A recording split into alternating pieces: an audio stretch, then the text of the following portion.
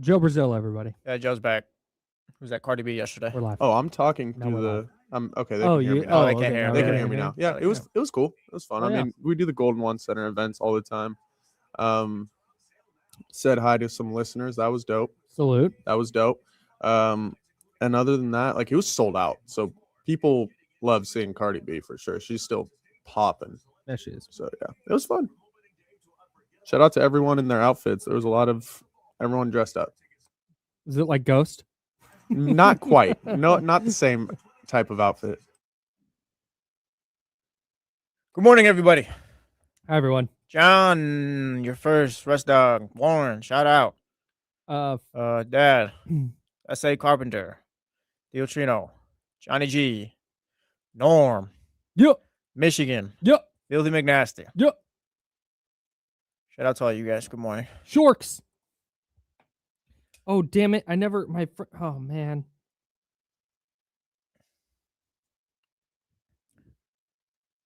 Gregory, good morning. What's up, Johnny G? It was bright this morning when I walked into work. I was like, am I an hour late? Yeah, I'm not feeling the sun. It's way I like when it brighter was than dark. it was. I guess because the storm's leaving. Yeah, it's kind of fire. Like 7:45, the sun is start to poke through. Yeah, like, oh yeah, I have a take on the Kings, and like the sun is just shining on my face. All right. 1 minute. 1 minute. Always good. A week. I leave for Japan a week from today. I'm coming in Thursday to do the show. We have our employee appreciation brunch, which I have to cook at this year. Oh, Yeah, I have to cook at it this year. donuts? That'd be funny. No, I'm not bringing donuts. No, you could cook them. That'd be funny. I don't know. You try. It would not be funny if I tried to cook donuts. They'd be horrible. You need to deep fry them, I think, right? But yeah, I got to do that. And then 11:40 p.m. is when we leave.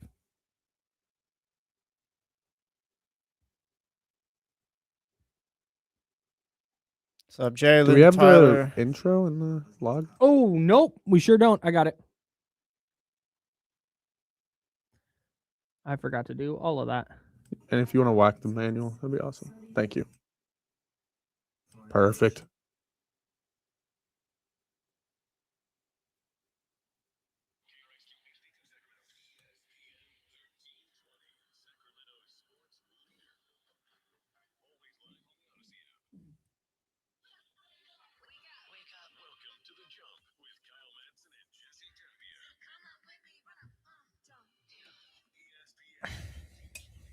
Hey, good morning, good morning, good morning. It's the best day of the week. Yes, Happy it is. Thursday.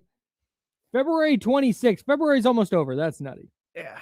This year's going by pretty fast already. I'm Kyle. That's Jesse. Joe Brazil over there. This King season's moving kind of slow. That's what I can't reconcile in my head. How do the Kings still have 22 games left? But also, the year is flying by. That is hilarious. That's a good way to put it. Because I still, right, because for the Kings, it's felt like since, what, Christmas Day-ish? Like, all right, let's play out the string. Which is usually where, like, the final 10 games, 8 to 10, you're just like, okay, yeah, God, just finish this out. And we've been doing this for 40 games now. Yeah. Still going. Still strong. Shout out to that drop that Kenny had. Do you take a game like last night and just punt it into the sun? Roll it up into a ball of trash. Kobe. Throw it into the trash. Roll it to, yeah. It's there's nothing. What do you do with that? Okay. So I don't disagree with you. But I feel like we should just be doing that with every single game. No. Why? Because there's going to be some where they fight and it's like, oh, maybe they ran Doug's offense and just don't shake your head yet. Let me get through my thought before we can disagree. Okay, go ahead. This is, yeah, like maybe it's a close game and maybe they happen to win that night, like I said, but just maybe the offense looks a certain way. Maybe Russ isn't getting 15 shots in the first 5 minutes. I don't know. But point being is just maybe there's things to take away rather than, oh, yeah, this game, how early did I text you yesterday that this game was over? I believe it was the first quarter. Yeah, I'm going to check right now. But point being, like, yeah, if there's games like that where it might have been second quarter. They were down like 18. Was at 5? It was 45. It was at 5:41 yesterday. Oh yeah, so it was early second. I texted quarter. you. Well, this blank is over. Yeah, But point being, yeah, if there's games where it's not like, yeah, it's over by the first quarter, then yeah, there's still some. I don't know what takeaways like, but like there still could be maybe. I think Maybe I'm grasping at straws here. But I'm stuck on the development thing because it's all we've talked about. Like it's been the thing, and and so I'm really focused hard on that. I think it's I think it's fake because what you're talking about is we're only looking for steps forward. We're only looking for things that we can perceive as a step forward. They played really hard. Oh, they ran some version of an offense. Yeah. Oh, they did. Like we're crumpling up games and throwing them in the trash unless there's some kind of small silver lining we can take away from those 48 minutes. Well, then I think we need to kind of draw it back and stop going game to game with this development stuff too. Maybe we go development from Nick Clifford's first game to what he looked like in game 82 rather than Wednesday he looked good and then yesterday he looked bad. Yeah. Like it's just I think we're maybe a little too reactive game by game with this. Like it is grand scheme, like yes, this is bad. There's probably not too much development, but also it's like it's not all just I don't know. It's a bigger picture thing than rather than yeah, they got blown out. What do we do with that? It's like, yeah, there's just you throw it in the trash and you move on. 916-909-1320, 916-909-1320. What do you do with that Kings game last night? This is not like, oh my God, I expected them to win. Oh, they didn't play. I don't care about what happened in that game in a vacuum. What interests me or what is we collectively, you, me, Joe, D'Lo, Casey, James Ham, the Chatty House, people listening on the radio, listening on the podcast, we all decided that, and the people who are watching who are for whatever reason not hanging out in the Chatty House, that's fine. We collectively decided that wins and losses don't matter. In fact, losses matter more than wins. Yeah. Because development is the goal. Like as long as there's development, that's all I need to see. Well, that's what Doug Christie has said. This is about developing the young guys. That's what the rest of the season's about. Then why is Russell Westbrook doing what Russell Westbrook was doing in the first half last night? Why is that happening? And this is not about Russell Westbrook. Yeah. This is not about I think Russell Westbrook did something wrong. I think that no. I don't care. Get Russell Westbrook's one of the best players of all time. Get him over there. Why is Doug Christie, the head coach, allowing that to happen? If all of this is about player development, why is Nick Clifford not playing the point and seeing what that looks like, seeing if there's growth and development in him running the point? I know that we're out on everything Mike Brown, and we're washing our hands of Mike Brown, and he and Doug don't even look at each other after the Knicks and Kings play, and they don't want to do any Mike Brown thing. But why not try and run the offense through your young center and see what that looks like? Give yourself some tape to look at. Give them some tape to look at so they can start developing. Standing around and watching Russell Westbrook throw shots at the rim is not taking any steps forward or backwards in development. That's standing around and watching Russell Westbrook play basketball. That's not doing anything for anyone. So now we're taking what we've all decided is a wasted season, and we've turned yesterday's game into a completely wasted game. Mm-hmm. We learned zero last night, zero development, zero anything happened, because by the time I'm going to say young player, but anybody who was not Russell Westbrook got a chance to do anything last night, they were down 20. I can't, I'm trying to square circles that I don't think can be squared. I'm trying to look at this, and I think we are all trying to look at this in some linear way or some A to B way. Yeah. And I don't think I think that would require some semblance of a plan or some semblance of an idea. And I just don't think the Kings have one. Yeah, they haven't had one all season. That's it. Well, they haven't been able to implement it. You can talk, but it has not been implemented. No. When did Nick Clifford play well? Was that against Orlando or Memphis? Memphis. When Nick played well against Memphis. That was just a one-off game of Nick Clifford playing well. That wasn't, we're seeing Nick Clifford develop as a basketball player. Like, no, he had a nice game. Because there's not consistent enough defined roles. There's not. Well, you're going to get these games where Russ. Sorry, real quick. We're going to get these games where Russ plays his old team and goes, I'm going to shoot it every time. And all right, man. Yeah. Great. Not that it matters. This is not like, oh, they could have won if he didn't do that. No. That's not what I'm talking about. But that just runs completely counter to the stated goal. I think I brought it up yesterday or the day before, but do we just talk development and that's what we want to see these last not few games, like it was like 22 or so games, whatever it might be, but do we just talk about wanting to see development because we're just trying to cope with getting through the rest of this season? No. Are you sure? Because how much, like talking about it, like, yes, we're going to have these games, like how much development are we actually going to see in the last bit of this season? Like how much development can actually go on in this last bit where you're just losing by 40 most nights? I don't think it's good. Like, like, yes, we can say development, play the young guys, play through Max. And I'm not talking about you. I'm talking about more in general now at this just point. exactly what I said. I know, but yes, the first thing that came to my mind. That's why I'm saying, yeah, in general. But it's like, yeah, play Neek, blah, blah, blah. And it's just kind of like, sure, but how much progress are you actually making these last 20 or so games? It would at least be, and it's something like it's something, but that's it. Maybe it's not much to me. I guess I need to. It feels like we're just kind of coping till we get to the lottery.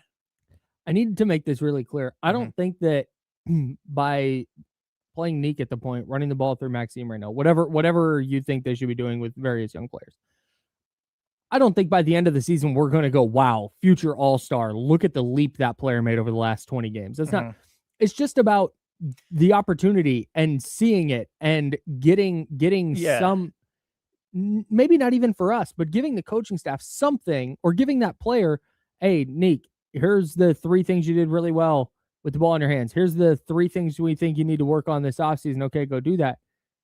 I don't think standing around and watching veterans play basketball, specifically last night, Russell Westbrook, is the right thing, regardless of what you think Maxime Reynaud or Neek Clifford or Dylan Cardwell could be. I hear you, and it's just kind of, my thing is like, he's been a topic of conversation the last few days, but you lose Keegan Murray yesterday, and at this point, for me, it's just kind of like, they were talking about Dylan Crazy yesterday, but it's like, shut him down for the rest of the season, and we'll check back in next year and see what that's looking like. And that's another strike for the young guys, because you want to see them out there with the guys who could potentially be here coming up these next few seasons. And we've talked about potentially trading Keegan, but I mean, if he's here, and that's fine. Like, that's another guy that's just gone potentially the rest of the season. We'll see what the updates are. But like, if you do decide to shut him down, then it's just kind of like, if you do shut him down, it's like, again, that's another strike for Neek Clifford and those guys, because they don't get to play with Keegan. They don't get to like develop. It's just at this point, the team is so broken, just down to its scraps, where it's like, just get to the end of the season. I'm just like, Russ taking all the shots that he did yesterday. Like, yeah, it's like, Doug, kind of, where was the offense at? But also, I don't know, maybe I've kind of reached the true breaking point, the end of it here, where it's just like, I don't know how much progress we're actually making at this point. Just full apathy. Like, that's the worst place to be. I just don't know how much, like, we can talk about progress and yes, play the young guys and all, but I just don't know what that's doing at this point. Like, this team just desperately needs the offseason. Yeah. That's, I think, the place I've been trying to avoid getting. But after watching that last night, it's just really clear that it either the coaching staff is bad, or they've also reached the point of apathy, where they also look at this and go, yeah, to hell with it. All right, Russ, yeah, you're playing the Rockets. Yeah, go have tonight. Go do whatever you want. And not as soon as that happens, and as soon as there's no offensive flow and they're just, people go, oh, he scored 8 of their first 10 points. What do you want? Yeah, because he was the only one shooting. Because everybody clearly went, okay, Russ, all right, clear out. Let Russ cook. Yeah. That's not helping anything. And maybe Neek Clifford handling the ball wouldn't help anything. I don't know, but I would at least like to see that. I know what Russell Westbrook is. Russell Westbrook's a top 50 player of all time. Like, he's going to the Hall of Fame. He's a walking triple-double. He's synonymous with that thing. And that's what he's always going to be. Yeah. The argument I won't stand for, and 916-909-1320, 916-909-1320, if you'd like to tap in, you can give us a call. You can also hit us on the Mojo's local Tap and Kitchen text line. This is The Jump. That's Jesse Tapia on Comrades, and Joe Brazil's over there. The thing I won't stand for, and I saw this a lot last night and heard this a lot last night in the critique of Russell Westbrook's early performance. Well, God, if he didn't do that, they would have lost by 80. Brother, I don't care. They would not have lost by 80. But, they lost by 40 instead of 30. That's the line we're drawing now? We're going to say to hell with everything else. The goal now is not development. It's not seeing young players do things. It's not putting young players in uncomfortable positions and seeing how they react. It's not about their growth as NBA players. It's about just not losing by 50. Yeah. That's stupid. That is dumb as hell. Yeah. What do you want to lose by 80? Sure, man. I don't care. If we're out on whether wins and losses matter, then the amount that you lose by also doesn't matter. Yeah, but I mean, the only option we're really talking about other than Russ, and maybe we're talking about them moving the ball more and things like that rather than, Russ taking over for that first quarter. But like, sure, put Nick Clifford in there, and maybe Doug decides to run the basketball through the center. Talking about Max, but like, there's not too many options, I feel, other than what you have right now. No, I understand that. You could start Nick at point and move rest to the bench, but Russell Westbrook took it just takes me back to my original shots in the first quarter. No, he was trying to cook. It was egregious. Like, that's the thing. If he had taken 8 shots in the first quarter, and his other 6 were distributed amongst Keegan and Precious and DeRozan and Maxime Reynaud, okay, fine, whatever. It was egregious early on. And I don't know if Doug said, you're playing the Rockets, go get yours, or if Russell Westbrook took it upon himself to do that. But it wasn't like they were down 18-0 and he needed to bring them back. Like, no, he was just chucking shots at the rim. And it was not, watching it, there was nothing, and he was 8 of 14. It wasn't like he was bad. He was 0 4 from 3. But he was 8 of 10 from 2. I think took advantage of a couple matchups, stuffed Jabari Smith Jr. under the basket a couple times. Which is like, we can't do anything with that coming out the game. Yeah, and watching it, there's nothing. I can't do anything with that coming out of the game, and the Kings can't do anything with that coming out of the year. Every single game down the stretch, you're trying to find any little thing. And I thought last night, and again, it could have been DeMar DeRozan taking all those shots. It could have been Malik Monk taking all those shots. This is not a Russell Westbrook thing. This is a one player did that. And I don't know who exactly that's helping. I just don't see the other side, to be honest. I just maybe I've gone full apathy, like you said, and just given up. But I don't like run the. I don't know. I just don't see it. Like, that's on Doug. You got to run an offense, but also it's like who else? Like, who else is going to take those shots? Who else is going to be aggressive other than Russell Westbrook? Who else is going to take that spot? And I'm not saying like just dribble the basketball the whole time and take up the shot clock and then get that last shot, but just more so it's like we're talking about Nick Clifford and Maxime right now, and those guys. Like, Keegan's already out. That's done and over with right now. It's just you don't really have anyone else. We're at a point where development. I'm sorry, but the development is kind of phony right now. I'm sorry. I think that's what it is. It's phony. Sure. And maybe, like I said, maybe we look at it from a game 1 to game 82 standpoint with Nick and Maxime right now, but I can't just truly buy into the whole idea of development for these last 22, 23, however many games it is. And it's like, there's no identity, there's no cohesion, there's nothing. The development this last month or so, it feels phony. Last month and a half, whatever you want to call it. And maybe that's just kind of why I'm just not bothered by Russell Westbrook getting those shots up, because it's just the other side of it is I don't see it. I don't see the progress. I guess we've been talking about it, but if there is progress, it's minimal. And again, I'd rather talk game 1 and game 82 and what those guys look like rather than just get them out there, get the ball in their hands, run the offense. Like, we're talking about run the offense. Like, if they were going to run the offense, they would have already. We wouldn't have seen yesterday. I think for me, the reason it comes up or is I don't even want to say alarming. The reason it sticks out to me is I think that is a direct reflection of coaching. Maybe the fact that we're sitting here on February 26th and there's no offense to speak of. There's no system to generate shots to speak of. And that's why, yes, Russell Westbrook is the only guy who's aggressive enough to go get those shots. Okay, cool. But the fact that we're sitting here and they're not good at defense, and that might be personnel related, but I think it's personnel related. I think it's system related. I don't think they maximize themselves on that end of the floor. Mm-hmm. And the fact that they don't have an offense to lean on to the point that Russell Westbrook is going to go shoot 14 times in the first quarter. I think they're doing a bad job. I think Doug Christie's doing a bad job. And I think that performance last night in the first quarter from Russell Westbrook, where he shot it 14 times in 12 minutes. Yeah, 'cause I don't have an answer for that. Like, I agree with you. Yeah, like that's not the offense, but also, Doug, what is your answer for that? That's it. Why does that happen? Mm-hmm. And is it because you're trying to win basketball games? What? No. I mean, I guess you have to say that, but I don't understand what the Kings as an organization accomplished last night. And if this is about, about, again, not about wins and losses, not about, this is not about this year. This year was always going to be about 2027, 2028 and beyond. This is always about, we're establishing a culture. We're doing this, we're doing that. Mm-hmm. And I have seen nothing that makes me think they're doing that. Yeah, no, I don't disagree with you at all. I kind of I guess coming out of that game yesterday, my takeaway is we talk about Doug and there not being any offense. Keegan leaving the game, and who knows what his season's looking like if there is one going forward. But it's almost like, yeah, go ahead and bring Doug back because we have no clue. We have no clue about Doug Christie as a head coach.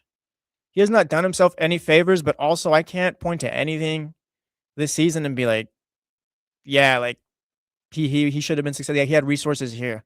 And I think his biggest strike is that, yeah, the identity hasn't been implemented. These guys don't play the way he wants to. So I guess if you want to move on, you move on that way. But also it's like, this has just been a completely wasted year where it's like, there's not really a positive. We were talking about Precious Achiuwa the other day, being like, yeah, he's been great. Wow, we haven't had any issues with him.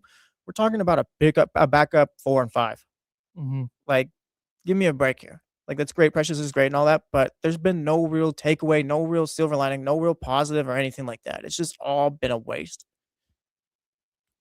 Sure. And it's just like, I don't. If you are good with moving forward with the coach because you did such a bad job of team building that it doesn't matter what the coach did or did not do. Okay, great. That's fine. From the outside looking in, it's just kind of like just not being Scott Harris is kind of like, who knows what Doug Christie would look like with AJ or Darren or Cam or whoever and just some moves. His main qualification for being the coach, not his qualification. That's not what I'm trying to get at. His main superpower, quote unquote, was like, man, he's so motivational, man. Yeah. Guys just want to play for him. Guys just love. I have not seen anything. It's not a talent thing. This is what he was brought in to do. The wins and losses don't matter, but they're going to do, there's the 2 games. There's the game on the scoreboard and there's the effort, and they're going to win that every night. And we're going to play Kings basketball, and we're going to play this way, and they're going to be the embodiment of Doug Christie. And they're just not. Yeah, they haven't been. We saw that early on this season. Like, it wasn't just, oh no, they're just not getting it. It's like, oh, 2 weeks into the season, like, wait, what's going on here? And we're not at a point now in February, late February 25th. Well, it's 26th today, but 25th last night in the game, where you watched and seen any semblance of that. Yeah. Which means you're going into next year essentially at ground zero with your coach. And if the whole thing was, oh, he's learning and he's figuring out how to be a coach and he's learning how to deal with this and that, it's hard to look at last night and think, oh man, he's doing a way better job today than he did at the beginning of the year. Mm-hmm.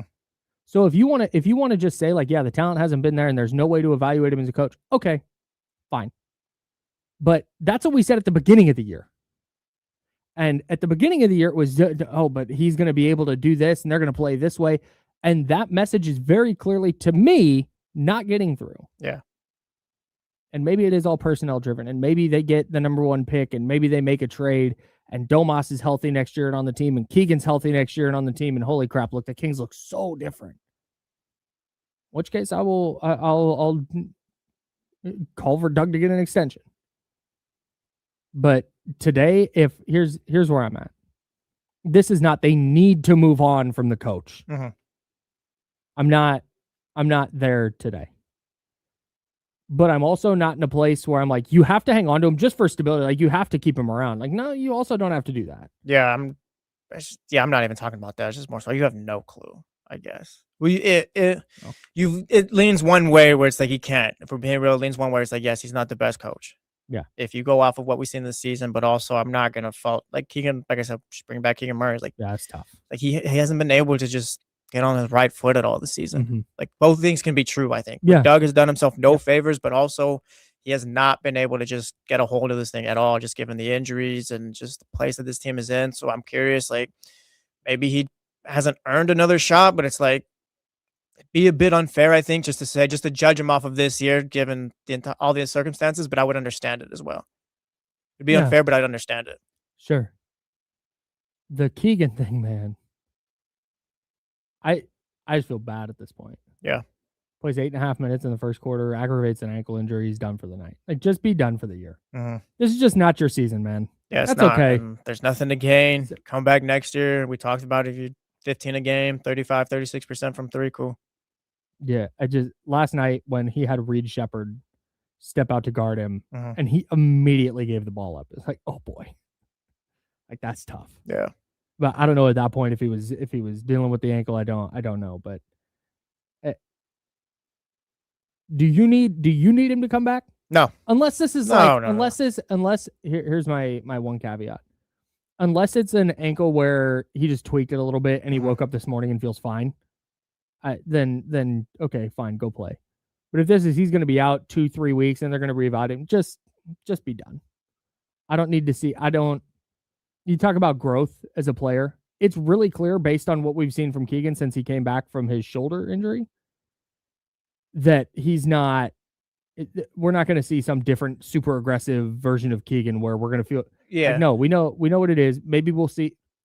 I don't think we will. But you go. Maybe we'll see it next year, and you move on. I don't need to see any more Keegan. Well, even if he is, just let him get healthy. Even if he is kind of day to day, maybe this is just a season where, like, I'm sure it's taking a toll on a lot of these guys' mentals and all that. Mm-hmm. Maybe you do just give them take the rest of the season off. Just get ready for next year. Like, there's nothing to be had this year. There's not. Mm-hmm. It's just gonna be worse, and it's gonna be ugly. So start your get healthy. Now. Yes, start your off season now. Get healthy and just be ready to go for next season. You know, the other thing that jumped out to me that I thought was kind of not funny, but a little silly. What? You know how yesterday or 2 days ago after the Grizzlies game when Precious Achiuwa played really well? Yeah. We said that, man, Precious is a really good player because you know what you're going to get night in and night out from an effort standpoint. And when he doesn't light up the box score, it doesn't stand out. Yeah, I thought about you yesterday. And he went 6 points, 3 of 11 from the field, didn't hit a three. He did have 10 boards and an assist. But yeah, just a very not a great game. But I didn't walk away going like, I need more from Precious Achiuwa. Like, nah, man, he's just not going to play great every night. That's all. So the Kings lost again. Yeah, they did. Malik Monk ran a minus 25 in 19 minutes. Okay. Also, can we be done with the Killian Hayes thing? Did we ever start? Well, James Ham on D-Lo and KC yesterday. Check them out Mondays and Wednesdays at 2:30. Mm-hmm. I'd say multiple draft analysts when he signed with the Kings are posting their evaluations from that year's draft. Like, oh, Killian Hayes gonna get an opportunity. Devin Carter, get back out here. I'm might as well. Mm-hmm. If Devin Carter did what Russell Westbrook did last night, they would send him home. Well, they damn near tried or whatever. I mean, he did that fourth quarter and he sat the bench the next couple of games. One game he missed because of a back issue, I think. But we just know the Killian Hayes thing. We know what it is. Mm-hmm. The Patrick Baldwin Jr. thing. We know what it is. Yeah, it's not the fault of Golden State. It's not the fault of Washington or wherever else Patrick Baldwin Jr. has been. This is just what he is as an NBA player. Mm-hmm. There's nothing to find here. There's no. They want to combine 3 for 15. Killian Hayes did hit a 3. Good for him. Anyways. They're just guys who took a flyer on because you're a bad team right now. No doubt. I did see it. It was funny. The Rockets broadcast yesterday because I watch on League Pass and I just go with whatever broadcast is up.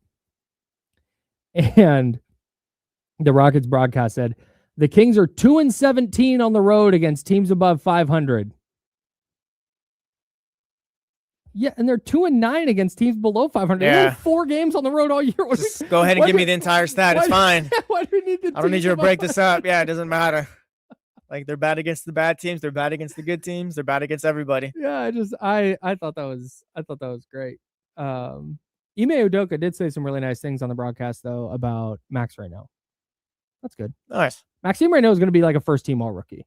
He's going to have not been in the Rising Stars Challenge. He's going to get no love all year, and then he's going to like leads rookies in double doubles. He's going to average damn near a double double for the year. He's going to be first team all rookie. What do we do with that if he is? That's good news. That's a season long silver lining for me. Gotcha. Max Reno can play. Hell yeah, they've done it, and maybe that's development. The season was worth it, guys. I don't know. I don't freaking know, man. All right, that's Jesse Tapia. I'm Kyle Madson. Joe Brazil's over there. This is The Jump. 916-909-1320. You can call that number. You can also hit us on the Mojo's text line, 916-909-1320. The NBA MVP race is going to get a little bit weird. I also want to talk about the Rockets. Okay. That's an interesting team that we watched last night. I would like to talk about them and where they land. And I want to talk about trade candidates for the Kings. I want to go to Happy Town. That sounded weird. I want to go. Yeah. We've done this whole like follow us into the darkness thing. Yeah. Follow Colin to Happy Town, I guess. Follow me into the light. Yeah, that light. We'll call it the light. Yeah, we're gonna take an optimistic view. We're gonna go to an optimistic world with the Kings for a little bit later today, as well. Hang out with us until 9 o'clock. This is The Jump with Kyle Madson and Jesse Tapia on ESPN 1320 Sacramento Sports Center. Okay. Yeah, hang the banner.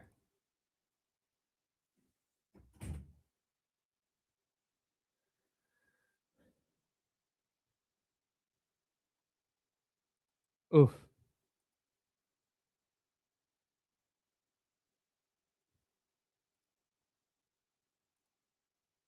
Devin Carter's going to be back in the rotation before Killian Hayes' 10-day is up. So come on with me. Bum, bum, bum, bum, bum, bum, bum, bum, bum, bum, bum.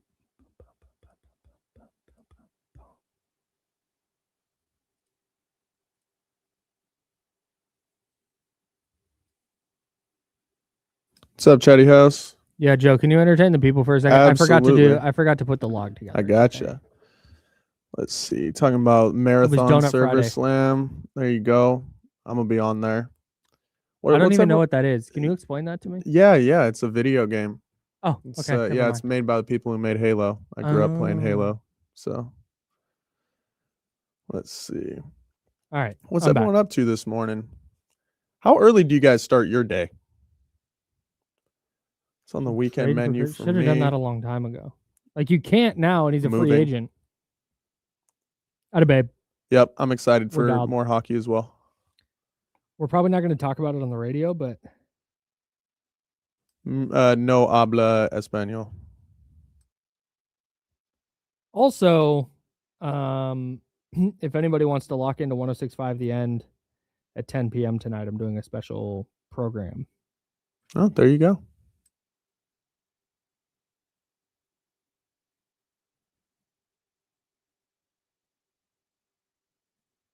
There you go. Yeah. So 6:12? Why 6? Is that when you wake up? I have some weird alarm set sometimes too, not like right on the dot. Zebra PT, this is a full-blown compliment. You give off the energy of a person who starts their day at 4:30 or 5.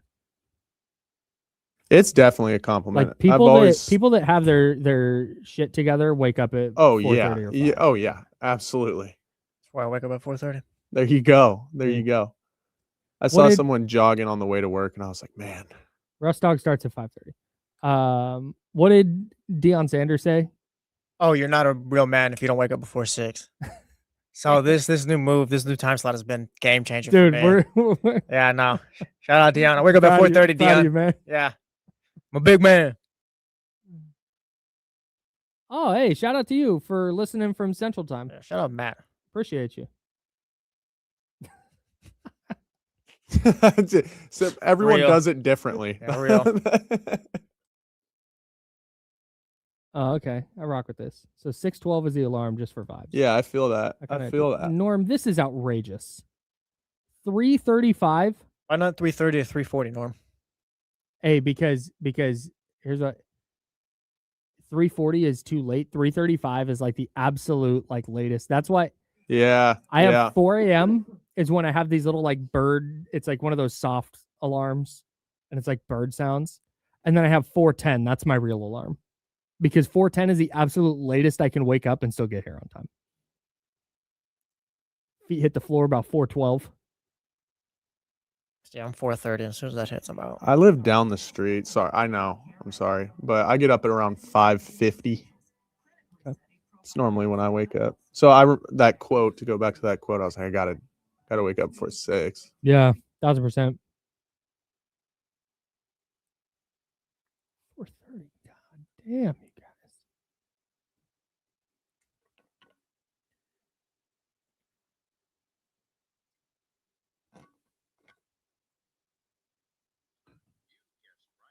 Based on the February 2024 Nielsen report.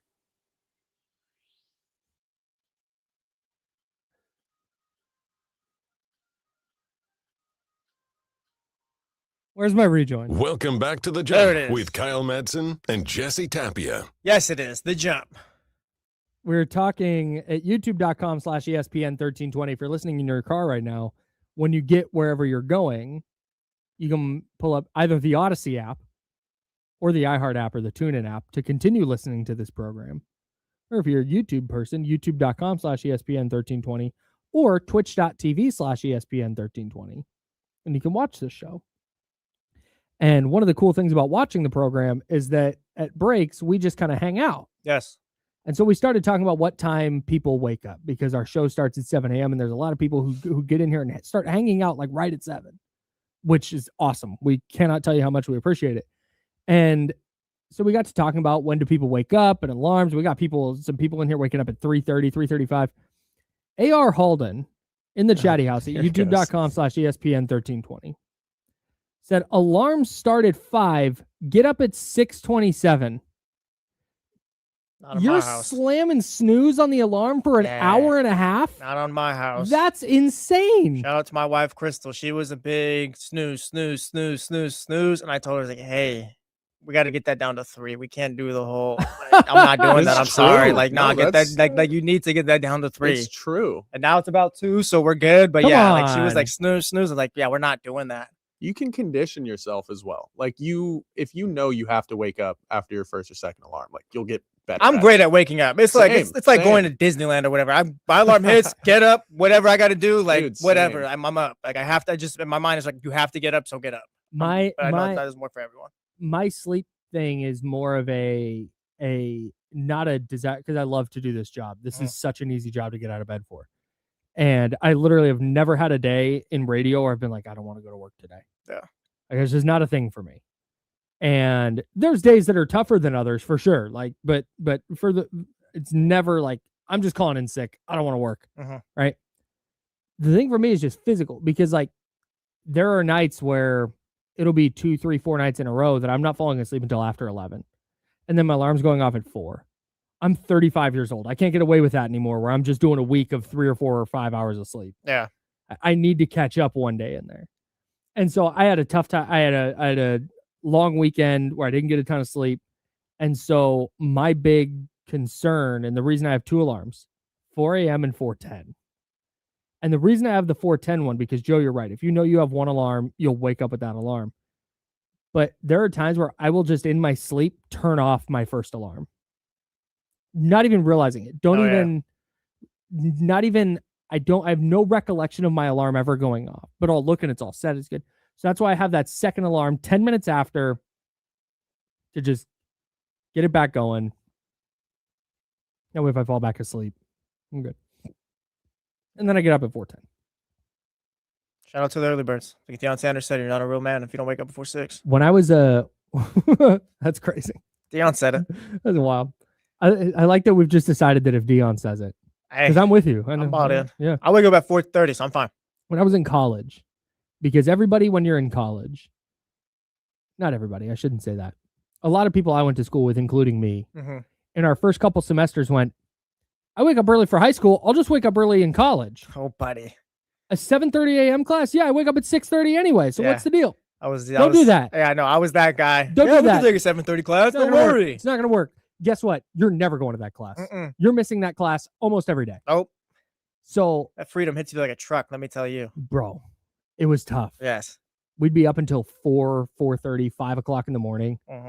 I'd try and go grab like a quick nap.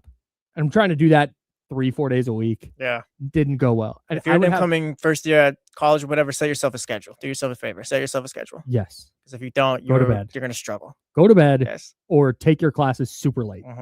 Those are your two options. And I would have my alarm. I could set, because this is back in the day, I had a flip phone. And you could set an alarm that was like your voice recording. And so I set an alarm for myself. It was like, you have to wake up, dude. You have class. Like, wake up. And I would just sleep all the way through it. Just wouldn't even turn it off. It would just run for however long the alarm runs. And I just wouldn't hear it. It's insane. Oh, man. Yeah, man. Ask my parents how well that worked out. When I come home in the summer and my alarm's just going off for an hour. Yeah, that's a no-go. Why is Kyle repeating himself in his room at 5 in the morning? Just going insane. That's Jesse. I'm Kyle. I want to talk about the Rockets, who they beat the Kings last night. FYI. If you didn't see it. No, I'm in Thompson. Do you feel like the Rockets are a title contender right now? No. Yeah, no. I just they can get to the Western Conference Finals. Like, they can potentially make a run, but I wouldn't pick them. I wouldn't pick them in the second round if they were playing the Thunder or the Spurs. So it'd be kind of surprising there, but it's just missing Fred VanVleet seems to hurt them too. But I think you're going to need like a massive Kevin Durant playoff run for them to kind of get to that true title contender status. I was not impressed by them last night. I didn't watch, because there are times, and they're a good team, they're a great team, but talking title contenders, I just don't think they're there. But even against the Kings, we all know the Kings aren't very good, and it's hard to gauge how good a team is when they play against Sacramento. But there's just levels to it. I watched the Spurs the other night play with their food for 48 minutes and beat the Kings by whatever it was, 20. That's a team that is really freaking good. We've seen Oklahoma City do that to bad teams. We've seen Boston do that to the Kings, where they just kind of just steamroll them, and you look and you go, "Oh, that's just a good team." Yeah, that's a very good. That's a title contender playing against the Kings. I didn't get that vibe from Houston last night. No, I don't think we'll get that vibe until playoff time. Kenny was talking about on the show yesterday. It's just if it's gonna happen, like I said, Kevin Durant's just gonna have to turn it up a notch and kind of carry them. I think. I don't see it any other way. They're just right now. I just don't see it. So that's the only possible way I think it can happen. Can that work in the NBA anymore, though? I don't think it can. One guy just turns it up a notch and carries them to no. When you're talking about the 10th greatest player of all time, maybe. But he's not. Kevin Durant is still amazing. I love Kevin Durant. I don't want this to be an anti-Kevin Durant thing, but he's not 27 anymore. Yeah. And I don't think in the modern NBA, whether it's Kevin Durant or Steph Curry or LeBron James or otherwise, I don't think that one guy can just turn it up a notch and carry a team to a title. Like even Oklahoma City, yes, Shai Gilgeous-Alexander was the head of the snake for sure. Do you buy into the idea that teams could potentially be built for the playoffs rather than the regular season, I guess? And maybe that's just kind of what they could be built for? I don't even, like I said, I don't disagree. I don't think they're title contenders, but maybe if you were to make the argument, maybe they're just trying to get to that point. No. No? Because for me, their problem last year against Golden State, and that was not a good Golden State team that they lost to in 7 games, was that they did not have enough shooting. They did not have enough shot creation. They did not have... Fred VanVleet turned into Steph Curry for 2 weeks, and that carried their offense. Yeah. If they don't have that, I don't know what they do. And now Steven Adams going down, I think, is a huge deal because their offense for a while was literally get any shot, Steven Adams will get the offensive rebound, and then we'll just create more possessions. And I don't think that's going to work. Kevin Durant's amazing, and Kevin Durant could have a great playoffs, but I don't think that's enough to get them through more than a series. Yeah, I don't disagree with you. Like I said, I don't buy them as title contenders, and I was just trying to see if maybe there was an argument for it. I'm gonna pull up the standings. I don't know who they got in the first round right now if it were to end, but I don't. It'd be them versus the Lakers. So I take them against the Lakers. I would take them to beat the Lakers. Yeah, and then you're probably playing someone like Minnesota, San Antonio, the Thunder in that second round. So yeah, in which case I'll take Minnesota. I think I would take Minnesota to beat Houston. You would take Minnesota to beat Houston? So. I think I don't know what I would do. I think I was gonna say I'd take Houston, but see, I think Minnesota has the defenders to bother Kevin Durant enough, and then you're relying on. Can you play Reed Shepherd? Is he playable in a 7-game series? Yeah. Like Reed Shepherd was awesome last night. He hit a bunch of threes, but the whole issue with him is that we've seen this when the Kings beat Houston earlier this year. The Kings just got Reed Shepherd on switches and just cooked him. Mm-hmm. And I think over the course of a 7-game playoff series, I think that would become prohibitive. And I don't know that Houston gets to the conference finals, much less the finals. Yeah, I don't think they're title contenders. I think there's only 4 real ones right now. Maybe the Knicks can sneak into there this last month and a half. People seem to like the Cavs. James Harden playing through an injury right now, but right now it kind of goes through Oklahoma City and San Antonio for me. Professional athletes are insane, by the way. You didn't know that, yeah. James Harden has a fractured thumb, and it's just like, all right, I'll play through it. He played 48 minutes of a playoff game, the entire game, I think. Yeah, it was the entire game on a bum hamstring. Yeah, man. Just so we could stay warm. Phillip Rivers played an AFC title game with a torn ACL. Yeah. Man, what? Terrell Owens played in the Super Bowl with a broken foot? Broken leg. Broken leg. You got to be a psychopath, I guess, to get to that point. Just given how much they train and just the dedication they give to it. So yeah, for sure. This is the jump. That's Jesse Tapia. I'm Kyle Madson. Joe Brazil is over yonder. I would like to talk about the NBA MVP race. I have a Kings thing I want to do, but we're going to do that at 8:00. And also a reminder that we're giving away Kings tickets a little bit later on in the show. We'll do that in the final segment. We're not doing it right now. Don't call right now. Well, you can call right now if you want to talk Kings, but we're giving away Kings tickets later on in the show, in the final segment. March 5th against New Orleans. March 5th against New Orleans. It's going to be a ton of fun. It's going to be a tank-off. Might see a win. If that's your bag. You might see an all-important loss. If that's your bag, which I can't imagine if you're going to the game, you're going to root for them to lose. But it's also Women's History Month in March, and the Kings are proud to honor incredible women who inspire our culture, community, and organization at Girls Night Out on Thursday, March 5th. Again, we said that's Kings against New Orleans. Don't miss out. Secure your seats now at kings.com/tickets and cheer for your Kings. You will also have an opportunity to win those 2 tickets to that game Thursday, March 5th, courtesy of the Sacramento Kings, and we will do that in the final segment. We'll play this sounder. Bring gas when it's time to call for tickets. Yes. Hell yeah. And if you call, I hope you win. And I hope you get to Doko early, and I hope you have a great time. Yeah. Shout out. Maybe hit Mojo's. Or you can hit Not maybe hit Mojo's. Go to Mojo's. Yeah, that's a good point. Yeah. That's what I'll do this weekend. There you go. Mojo's in a Kings game? Mojo. Yeah. Yes. Love that for you, man. Mojo's first. Yeah, it seemed like Joe's kind of questionable on the Kings game part. Yeah, we'll go definitely Mojo's 100%. That's my man. That's what I'm talking about. From the 707, it's our guy Norm on, speaking of Mojo's, the Mojo's text line said if whistles are different in the postseason, that affects the games in a way to make certain teams better in the playoffs. I don't think that's Houston. I still think their inability to create shots is going to be a problem. Well, yeah, you brought their ability to create shots outside of Kevin Durant. Yeah, you brought in Kevin Durant to kind of fix that problem, but you also lost Fred VanVleet, which created the problem again. So that's it. Yeah. If you don't have somebody, I mean, this is a different scale, but we talked about this with the Kings last year. Yeah. God, they just don't have a point guard. Oh, they need a point guard. They need a point guard. Like at some point, especially in crunch time, you need somebody to organize your offense. Uh-huh. It cannot simply be give the ball to Kevin Durant. Go get buckets, pal. And go get a buck because they're going to double him. They're going to push him. They're going to throw when you can throw the kitchen sink at one guy, especially in the modern NBA where I think teams are more savvy about how they scheme defenses and players are bigger and more athletic. That's not a winning formula over 7 games. It might get you a win in 1 or 2 or maybe even 3 games, but I think over the course of a full series, I don't think that's going to work out. And you said it. Not having Fred VanVleet to do that, I think is a problem. And I think Reed Shepherd is so bad defensively that at some point that's going to become a problem.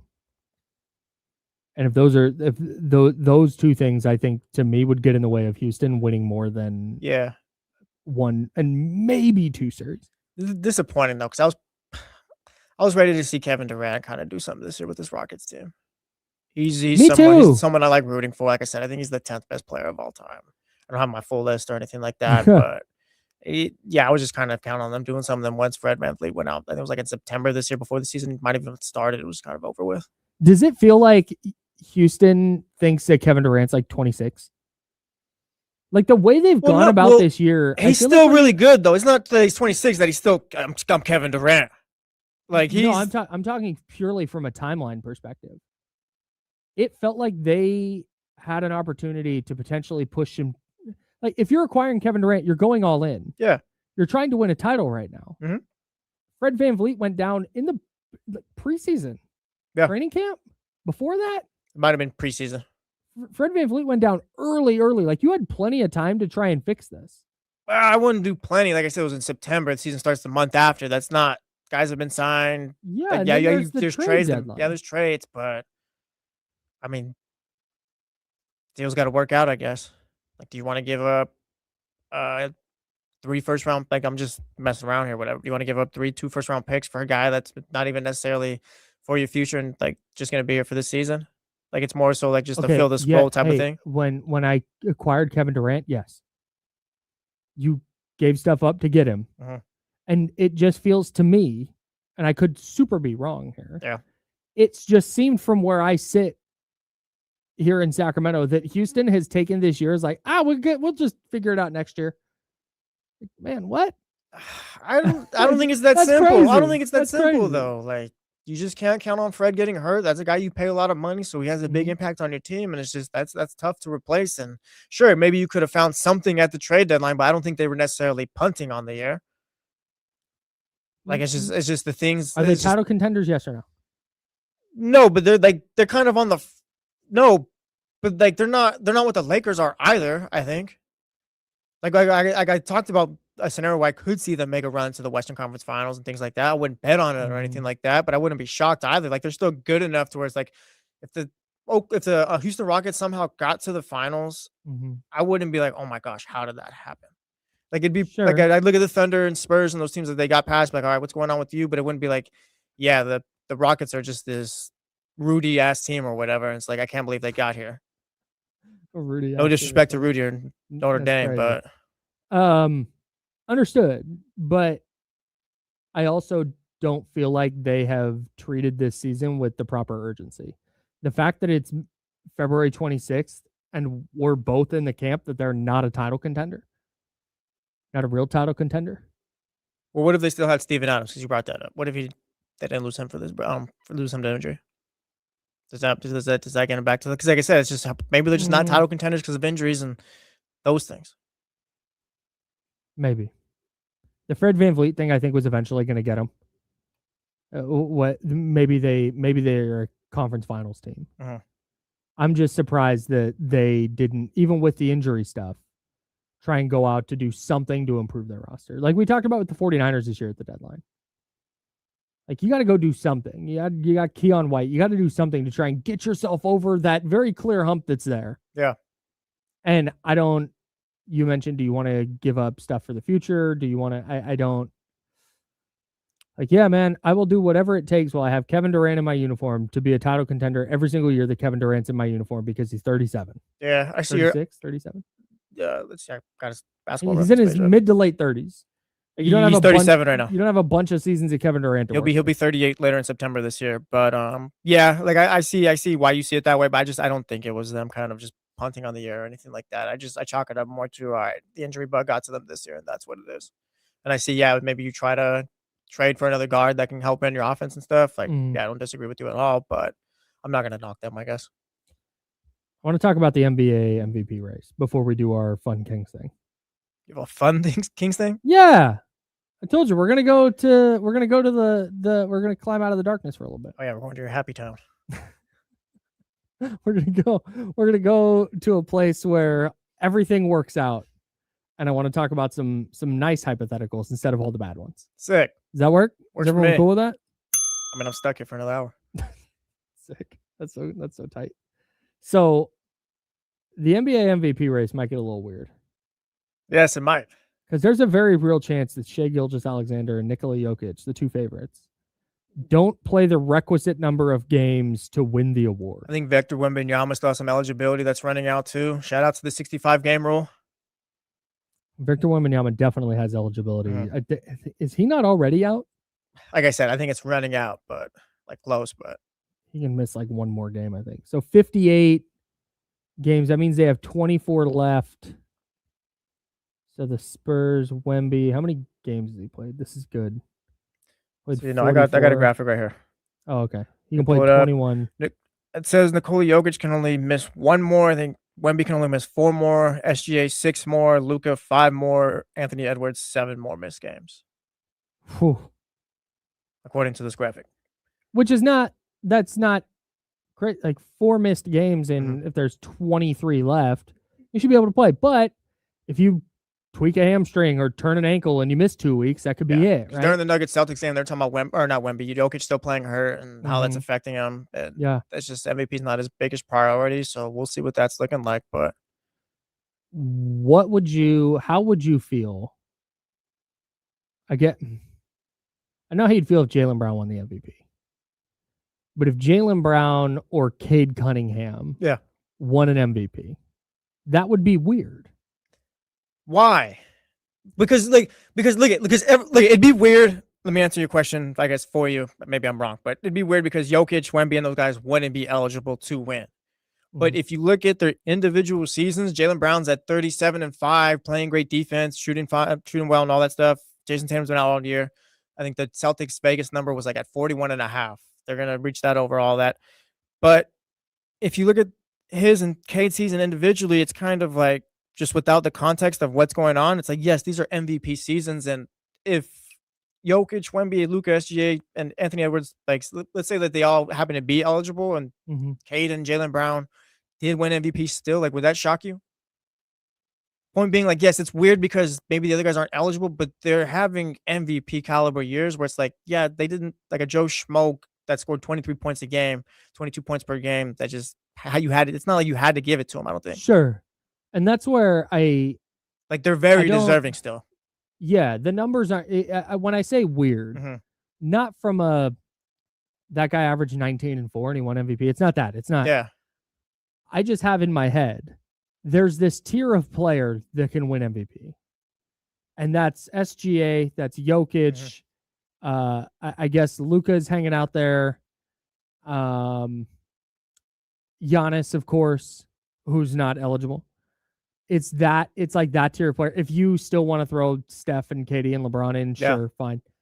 To me, a guy like Cade Cunningham and Jaylen Brown, they're still a tier below that. And maybe this is their ascension into the upper tier. Kind of what this is, because Cade is like finally having his true breakout MVP season. Jaylen Brown has been number 2 to Jason Tatum his entire career. And the year we do see Jaylen Brown run his own team, it's literally you couldn't ask for anything better. Jaylen Brown having all the MVP stuff instead of Tatum is so funny. Yeah. I mean, that'd be really good. Yeah. That'd be good cinema. Yeah, it'd be good cinema. But point being, it's like, yeah, I think it's just more of that. We haven't seen these guys do it, but I asked you before the show if you take Jaylen Brown or Luka going off of this season. I think I'm going with Jaylen. Yeah, going off of the body of work, I would go Luka, but also, which is what the players are now. I'd go Jaylen. Is just kind of like, point being is like maybe they are kind of part of that group. I'm not saying Jaylen Brown is Giannis, Jokic, or Wemby. That's kind of like their own tier or whatever, but maybe he is in that top 10 player group now. This is cracking open an egg we don't have time to scramble, but I don't know if I want Luka on my team based on what we've seen this year. Mhm. I'm not. I could be prisoner of the moment, and maybe the Lakers have way bigger problems, and maybe LeBron leaves and they make a couple of moves and they put the right team around Luka, and the Lakers are title contenders again. Yeah. But the constant complaining to the officials, the fact that every Laker fan apparently hates watching that team. Oh yeah, they're so out with that Laker team. Yeah, they hate. I don't think. Then there's the defense stuff. Well, yeah, it's talking about Jaylen Brown. Like, yeah, Luka I got think I'm hunted prisoner- in that finals. I think I'm prisoner of the moment right now. I don't think it's prisoner of the moment. I think everyone is kind of where you're at. The guys were talking about it yesterday on D-Lo and KC. Awful Announcing put out an article where it's like, oh yeah, the media is turning on Luka Doncic. I don't think it's prisoner of the moment. I think people are just fed up. Everyone is fed up with Luka. And then you see Jaylen Brown, Mhm. no Jason Tatum, just shoulders that workload. And the Celtics are really good. The Celtics have a great team. They're really well coached. But the fact that Jaylen Brown just went, cool, you need what from me now? You need me to be a 1A? Bet. Here we go. Mhm. And that Luka is just not doing that. And I don't know. It's not a slam dunk for me. That I would, because going into this year, I'd have been like, yeah, I'm taking Luka. What are you talking about? I don't think that's become a crazy take. The MVP race is going to be really, really interesting. Yeah. I can't wait to continue following. Okay, here's what we're going to do. We're going to take an optimistic look at the Kings. We're going to climb out of the dark and we're going to stand in the light for a little bit. The number 1 pick, they get it and it works out. And then the Kings want to make a trade because they want to add a second star. I'm going to throw some names out. We're going to talk about if the Kings should be looking to make a move for that player. We'll do that next on The Jump in the second hour. That's Jesse Tapia. I'm Kyle Madson. Joe Brazil's over there. Joe, hit the button.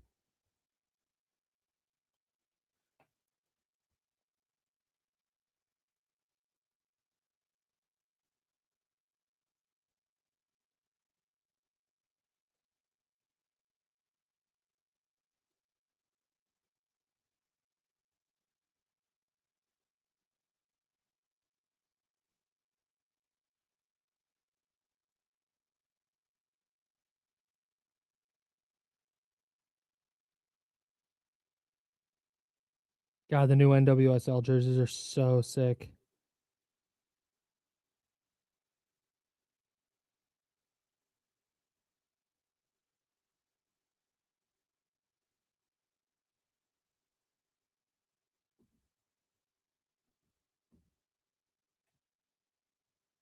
What's going on, Chatty? I'll hit the thumbs up button if you can.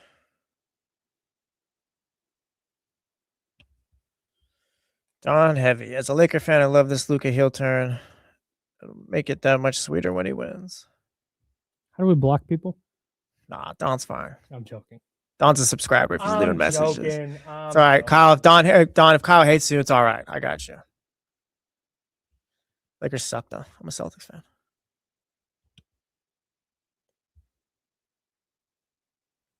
I don't even think it's a Luka heel turn. I think people are just disenchanted with him because they expected the Lakers to be better.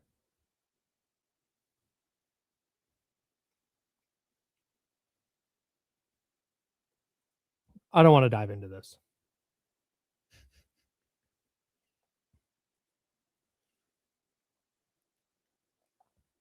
It's all of your picks and all of your good players. Or any of your good players. Yeah, how many of those do they have? Yeah, what? Domas and 3 first-round picks?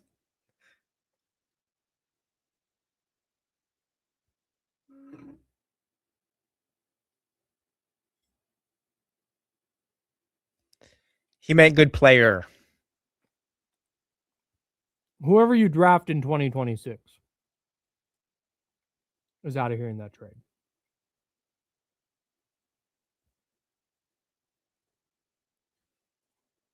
You mean like what's happening in LA?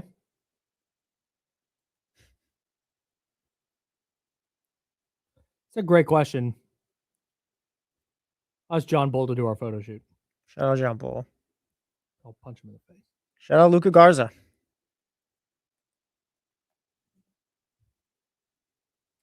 Johnny G says the Luka heel turn might mean he's at least trying to play defense. But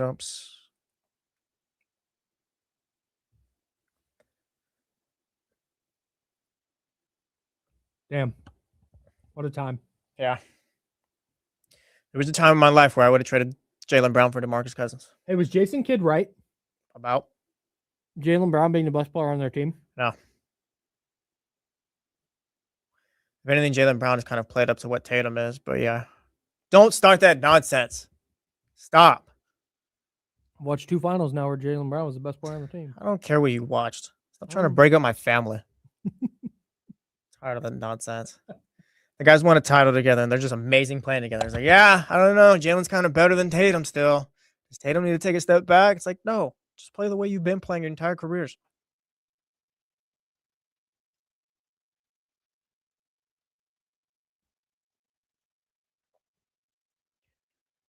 First take, do you trust Luka to lead a championship team?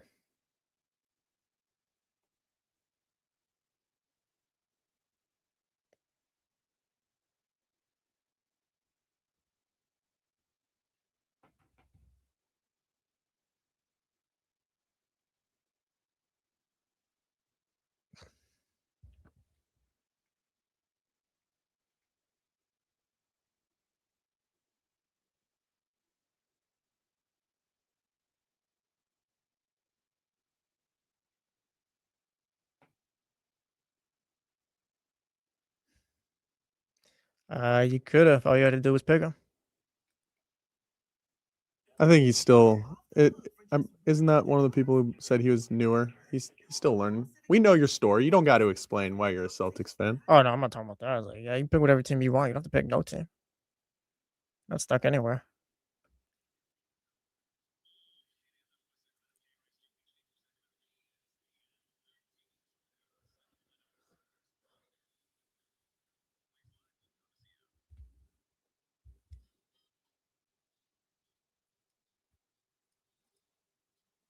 Welcome back to The Jump with Kyle Madson and Jesse Tapia. Kyle here, Jesse there, Joe Brazil on the 1s and 2s. We're going to be, I don't want to say optimistic about the Kings. We're in a happy town. I wish you'd stop saying that. You said it. No, I know. I didn't mean to.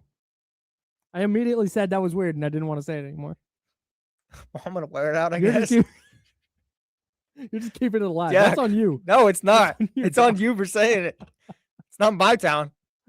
Happy Town, population Jesse. No. I don't want to be disingenuous and lie Yeah. and say actually everything's sunshine and rainbows. This is not optimistic, but let's hang out in the light for a little bit. Just for a little bit. We've been in the darkness for most of the year. But I want to talk about some potential trade candidates. And I want to talk about the Kings plan, quote unquote, moving forward. Let's pretend for a moment that they get the number 1 pick. Nice. And they draft your favorite player at number 1, whoever it is. I don't want to say a player because I don't want to turn into an argument. Kingston Flemings, welcome to the team. No, I'm just kidding. So maybe it is. Yeah. Maybe it is. Because who it is doesn't matter. Yeah. They draft your favorite player in the first round. That player is really good immediately. That player out of the gate, we know they got one. Uh-huh. My belief is the Kings' plan currently, if all goes well, is to draft that player number 1 or in the first round. Draft that player, have them be awesome, and then accumulate their future assets to trade for another star. So you have this young star, another star, Keegan Murray. Maybe Domas factors in. I don't know. I don't care. But that's how they're going to build this foundation, and then they'll put the pieces around it based on that. Yeah. I want to talk about trade candidates in this scenario. These are realistic trade candidates? I think so. Okay. It's names I've heard thrown around. So again, the Kings have the player they think is their 1A. They're going to push their chips in to try and add a 1B, basically. Yeah, Or because you're two. gonna need to do that. We always talk about getting the guy and all that. The guy is not getting you to a title. It's a 2-man team at this point in the NBA. Like you need 2 guys. Would you call it a 1 and 2 or a 1A and a 1B? You need a 1 and 2. Okay. You need a Nikola Jokic and a Jamal Murray at minimum. At minimum, right? Yes. A SGA and a Jalen Brown. Excuse me, Jalen Williams. Yeah, A Jason Tatum and a Jalen Brown. that's a 1A, 1B situation. Shout out. Shout out to the 1A Jalen Brown. My guy. Stop. I almost said My yes. guy. My guy. I know you did. Oh, I would have been. Oh, if you had said yes, I would have run with that. I would have lived in Happy Town. I'd have bought property. There you go. In the weird ass town. All right. So here's trade candidate number 1. The Kings have their 1A. Mm-hmm. Oh, okay. They're going to push their chips in. They're taking their draft capital, the 2027 pick, the 2029 pick, whatever picks they can trade. Yeah. They're going to push their chips in for these players. Zion Williamson. Is Zion Williamson plus the best version of the draft pick the Kings are making this year with Keegan Murray and pieces around him? Is that enough? It's a big thumbs down. Thumbs down. Why is it thumbs down? I'm today. I don't even know if I fully given up on Zion, but it's not my job to fix him.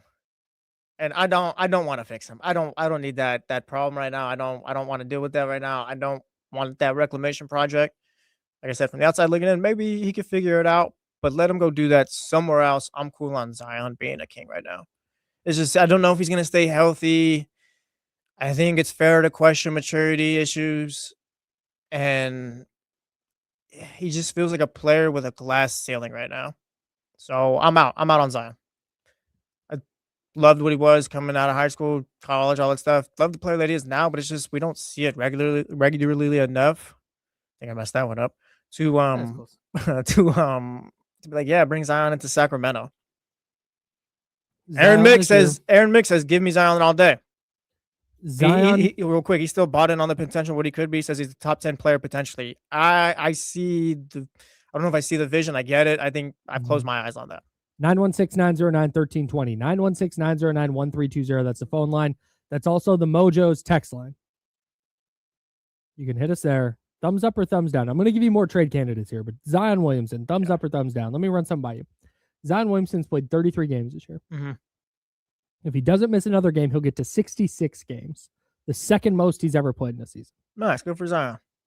He's at 22 points, 6 boards, 4 assists. We round up on this show. He's shooting 58.5% from the field, third highest mark of his career. Just 25% from three. Doesn't take a lot of threes. Doesn't play beyond the arc. 2-time All-Star. He's taking 0.13 per game this season. Yeah, it's not great. You're fully thumbs down?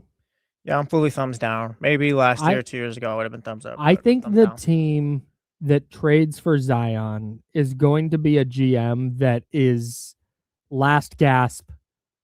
This isn't working. I need to take one more big swing to try and get this team to the next level. I think that's the GM that's going to push chips in for Zion. I don't think that it should be the Kings.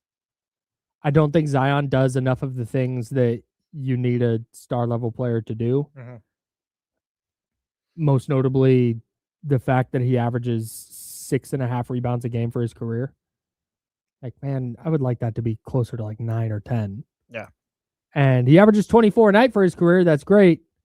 But that's on a lot of volume because he doesn't shoot it from 3 a ton. So I'm out. And that's all aside from the availability issue, which I think is going to continue being an issue for him. Even if he plays 65 games this year. I think the availability stuff's always going to be a question with Zion. And for that, I don't want to deal with it. Yeah, neither do I. I would love to watch him play somewhere else and be better, but I don't want the Kings to take on that project. A lot of thumbs down. Yes. A lot of thumbs down. I think Aaron Mick was probably the only one who still. I think Aaron Mick's the only one who still believing in Zion still, or not maybe believing in Zion, but thinking he can be fixed here. I don't want to. I'm with you. I don't want to be the one to do that. With the type of trade I'm talking about, and what role we're looking for Zion here, Mhm. which is as the 1B on a title contender. That's Zion and the draft pick. That is who you're building this team Yes. around. That is who is going to take you to the Right. finals if that's what I guess your goal is, what should be. And in my head here, we're pushing in all the chips. Like this Yeah. is the big move. Mhm. Zion to me is not the big move. Yeah.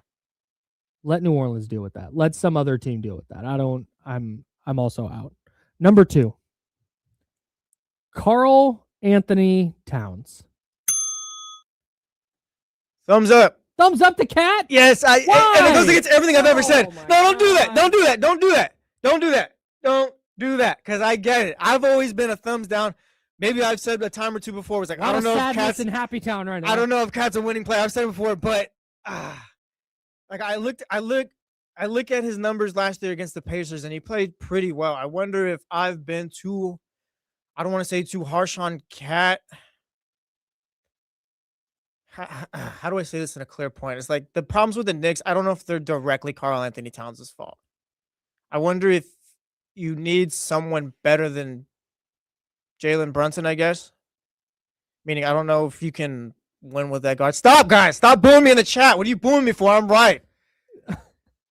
I'm thumbs up. I don't care. You're not going to scare me. I'm thumbs up. If I'm the Kings, I'm not looking down at Cat. Karl Anthony Towns. Because we're trying to get to the playoffs. We're trying to get to the playoffs. Cat is a very good player. Keep vamping. I've got a banger. Cat, no, don't stop. Stop. I'm going to stop vamping. No, But Cat's a very good player. You have Cat and Darren Peterson. You're out around that. It's not a bad team. And I just said, I don't know if you can win with the guard, but Karl Anthony Towns. I can't. I don't. And Polo Wells says Cat over Zion is insane. I don't think so. I don't think that's insane. Cat over Zion's not insane. I think 2 thumbs up on Cat is insane. Karl Anthony Towns is the Keegan Murray of Nikola Jokic's. No, he's not. Yeah. He is. No. Yeah. Stop. Yeah. No, that's exactly. No, because right. Cat scores. That's exactly. I think it's right. the second worst year of his career scoring wise this year. But I mean, maybe the coaching style doesn't work for him. But point being, it's like he's not the Keegan Murray of Nikola Jokic's. No, he's not. Stop. That's disrespectful. Apologize. The Keegan Murray of Dirk Nowitzki's then. Fine. No, you can't. No, stop. I No. feel good about that. No, I feel Cat. really good about that. Cat is Cat for the Sacramento Kings. He's a defensive liability. I don't trust him in a big spot. Like I said, he played well in the Pacers series last year. I don't like his face. Okay, There's something about his face I don't like. I relax that, brothers. But like he played well against the Pacers last year. Are we too harsh on Cat? No. We expect a lot from Cat. And if you're the Sacramento Kings, can you turn your nose up at Cat? As a 2 on a title team? We're trying to build towards that. Do you think you can't build towards that with Cat in the draft pick? No. No? Cat's 30. 31 at the start of next year. I should say early next year, not at the start of next year. I'm gonna I've also got him at 35 games, 50, 29, 62. Enough of your numbers and your context. He's 23, 11, and 3 for his career. Look at it. The Sacramento Kings. If Cat was 23 years old, I would feel a lot better. What did I just see? It says title team feels like a lot of steps skipped. Yeah, man. We're just having fun with it right now. We're in Happy Town. But yeah, man. We're not. Point being, it's like, who would you want? Like, for the guys that have been kind of thrown around, like, who would you pair with the top pick? And it's like, I'm thumbs up on Cat. I'm sticking with it. Yeah, I'm thumbs down. You just don't. That Indiana team was not good defensively. He was very good in that series. I would note that the Knicks did not win the series. Yeah, but like it's not because he had 1 block in the entire series. He had 5, 8, 9, 11 assists in the entire series. Like, Yeah, he went 35, 20, 24, 24, 24, 22 in that series. Points per game. +9, -20, +6, +3, +26, -17 in game 6. I don't like it. I'm out on Cat. It's a thumbs down for me. Do you know when the last time a Karl Anthony Towns team... never mind. It wasn't that long ago. It was 3 years ago. I did go against everything I've kind of thought about Cat. But it's like just for the Kings. If he like, was 23, I'd feel better. I just... Maybe. My thumbs down? Ooh. I'm thumbs in the middle. No, you're not. Right We're there, doing right- a radio show. Fine, I'm thumbs up then. I'm thumbs up. I'm still Dude. because we've talked about it. And I Okay, don't think Cat- I love it, but I Cat don't want to and just change Keegan my on the mind same already. team. Cat and Keegan on the same team. It's Keegan just- might be going to New York. That's a good point. We're gonna trade somebody. It's not like, oh yeah, we're gonna keep all the guys here. Good point. All right, next one.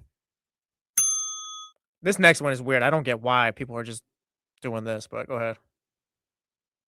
This is not a player who's like been out there. Like he's definitely getting It's not, traded. but you've seen just the social media noise. And I would like to explain that. Mhm. Paolo Banchero. Thumbs up. It's 2 thumbs up. Yeah, I it's a- will it's- drive whoever we're trading Yeah. across the country Yeah, to get Paolo Banchero it's easy. as the 1B. He's if you want to do it this way, it's Paolo Banchero, everything else, then Cat and Zion as far as the segment. Like, yes. Yeah, Paolo's like double thumbs up, all that.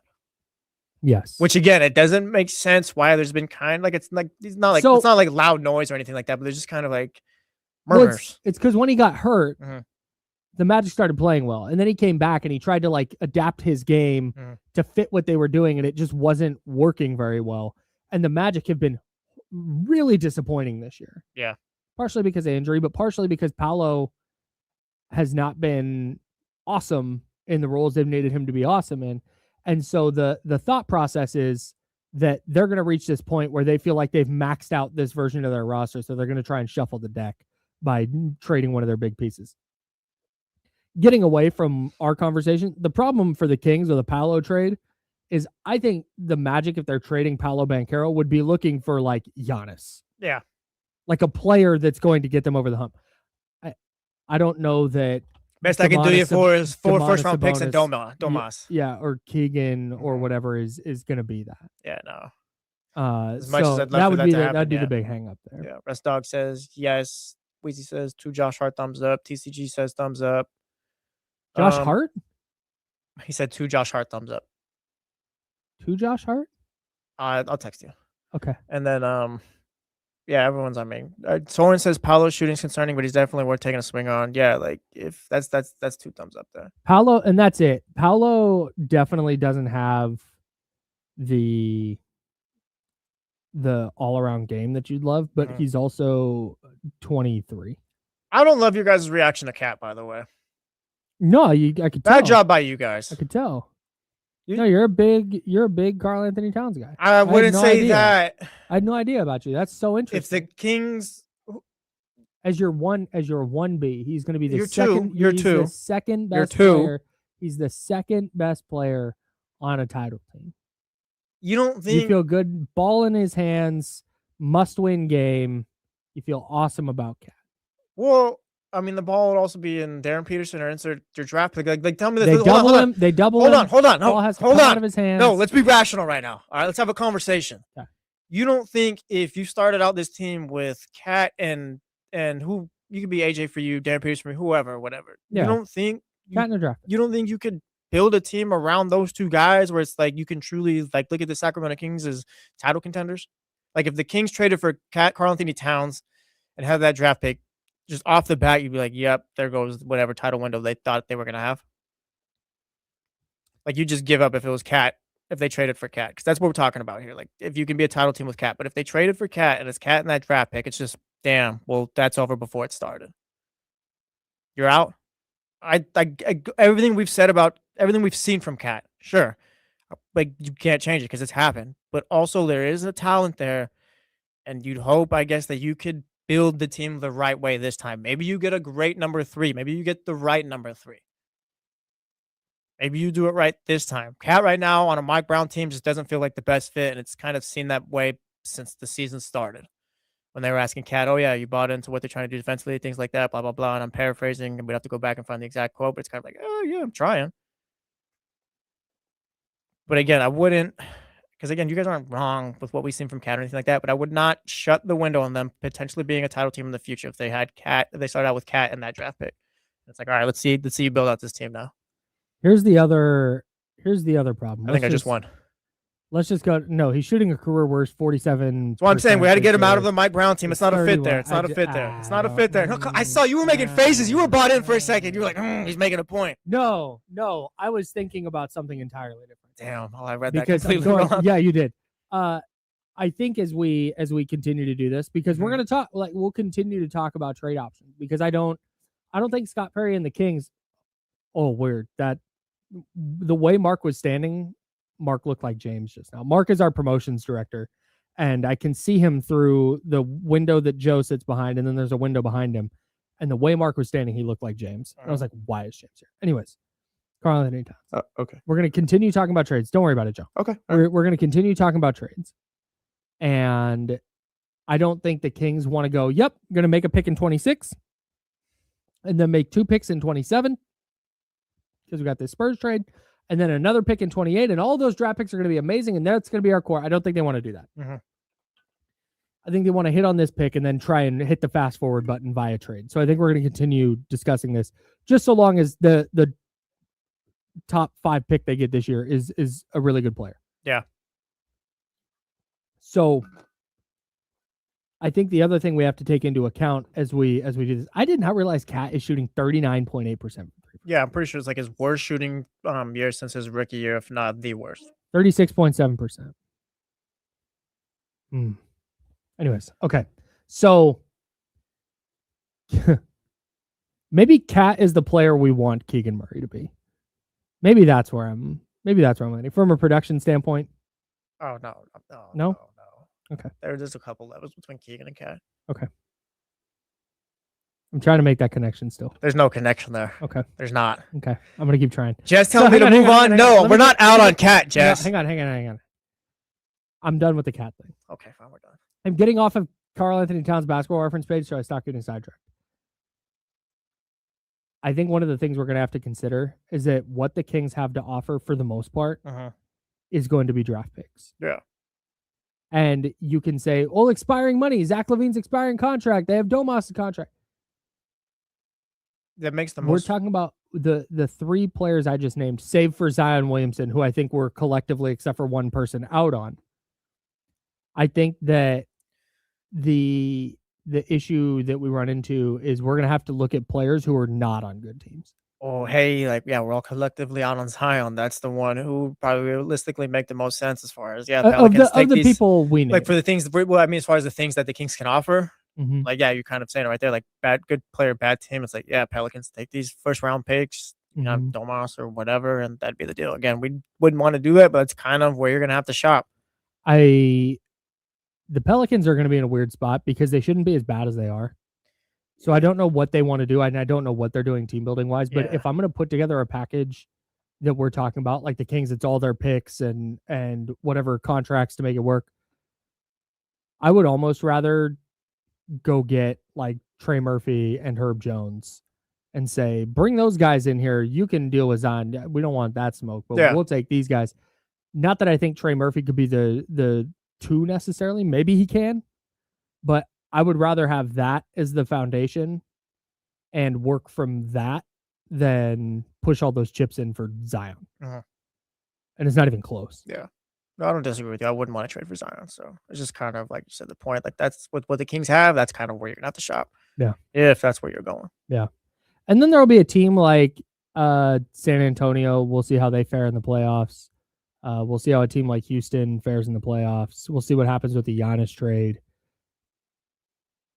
We'll continue discussing trade ideas, but I think when it comes to the players that we just mentioned, namely Karl Anthony Towns and Paolo, the teams moving on from those players are going to be looking for a player that gets them over the hump. And the fact of the matter is the Kings don't have that player. Yeah. That guy's just not on their roster unless a team loves Domas. But it sounds like that's Toronto. Yeah, that's not going to work.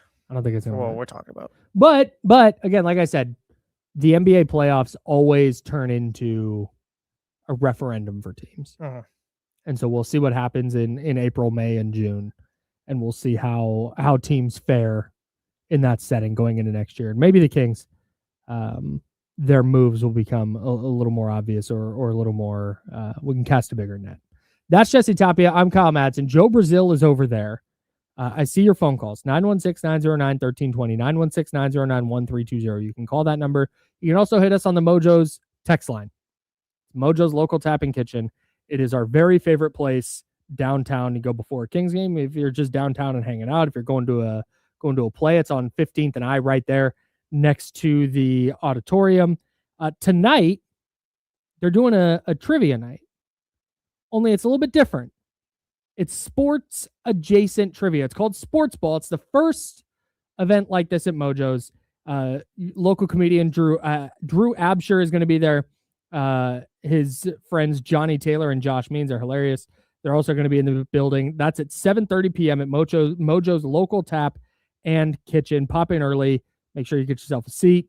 Get yourself some food. Get yourself some drinks, because you don't want to be the person that's trying to get food and drinks while the event is going on. Yeah, that's true. You just want to be there chilling, enjoying the event, and kind of eating while it's going on. Yeah. Pull up early. That's going to be really, really funny. I've started following all those guys on Twitter. They are on Instagram. They're hilarious. It's a sports trivia game, but it's sports adjacent. It's like off-field stuff. And it's a really, really good time. So if you're looking for something to do tonight, head out to Mojo's. That starts at 7:30. Like I said, get there early. Get some food, get some drinks, and have a great time at my very favorite bar in the city. Mitch, TC, I see you guys on the line at 916-909-1320. We will get to your calls next. I want to get into some NFL trade rumors, but we'll continue talking about this Kings trade stuff on the jump. It's ESPN 1320, Sacramento Sports Center.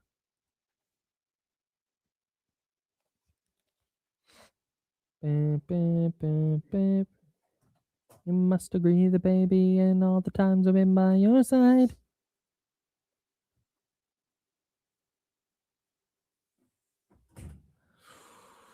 Hi, everyone.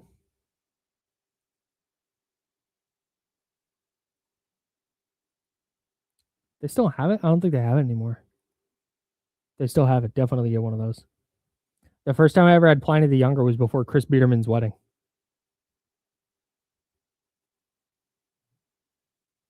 It was amazing.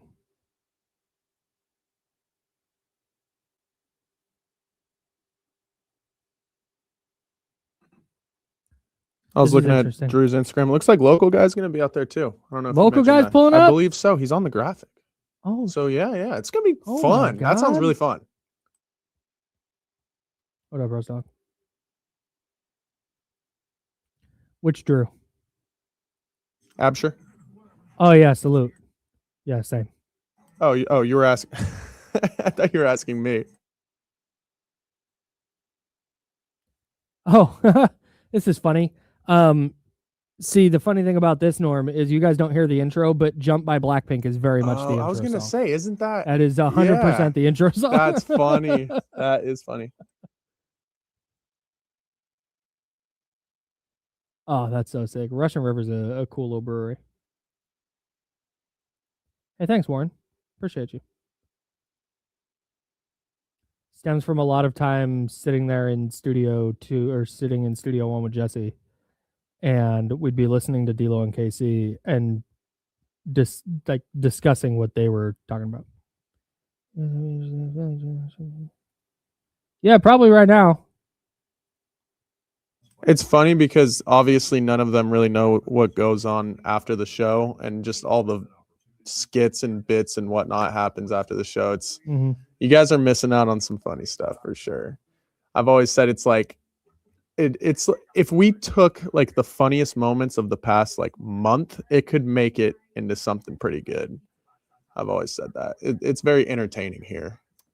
Yeah, man. When you get a bunch of people who want to work in this space all together, never a dull moment.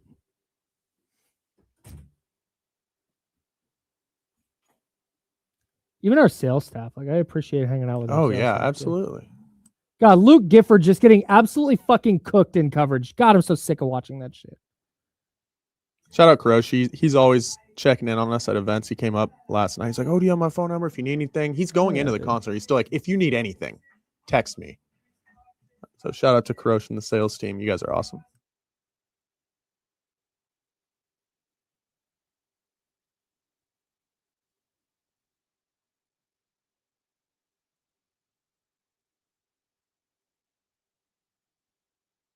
I have a meeting with Kurosh today, I think.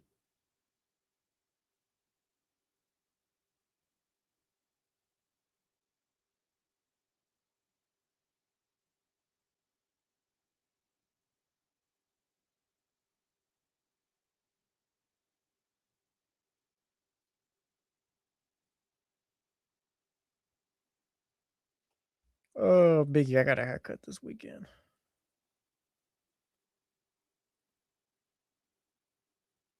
Shout out Jesus. Shout out Praise the Razor Barber. Series. Shout out Series, yeah.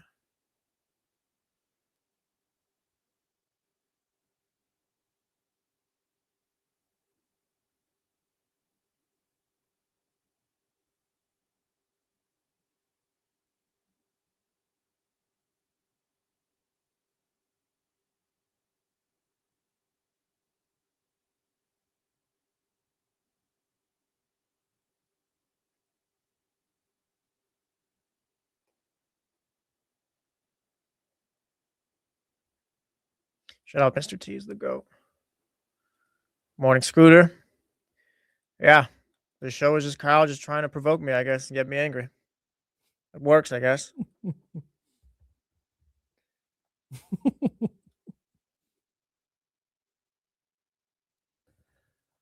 About fucking time, Scooter. Look what We've We've all been waiting for you. dragged We've all been in. waiting for you. Show, we've been dude. silent the whole show. We've all been waiting We've for you, been here Scooter. Waiting. Everybody else is like, I wake up at 4 o'clock. Scooter's like, Yeah. Now, 8:15. now let's talk Keegan Murray. No, I'm just kidding. That's Scooter's favorite player right there. That's Scooter's guy. That's Scooter's guy. Scooter. Scooter does not like it when we talk about Keegan. All right, Dr. David, I'll ban you right now for life. I don't need to talk about that. I think that's already all out there. You're joking, but it's like you stop. It's so easy.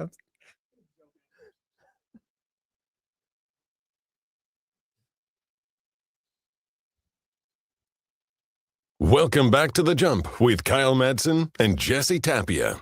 I'm Kyle. That's Jesse. Joe Brazil's over there. Your calls 916-909-1320, 916-909-1320. That is also the Mojo's text line, 916-909-1320. We will give away Kings tickets in about 11 minutes. So, yeah, 11 minutes. Actually got Joe here to help us out with that finally. Oh, yeah.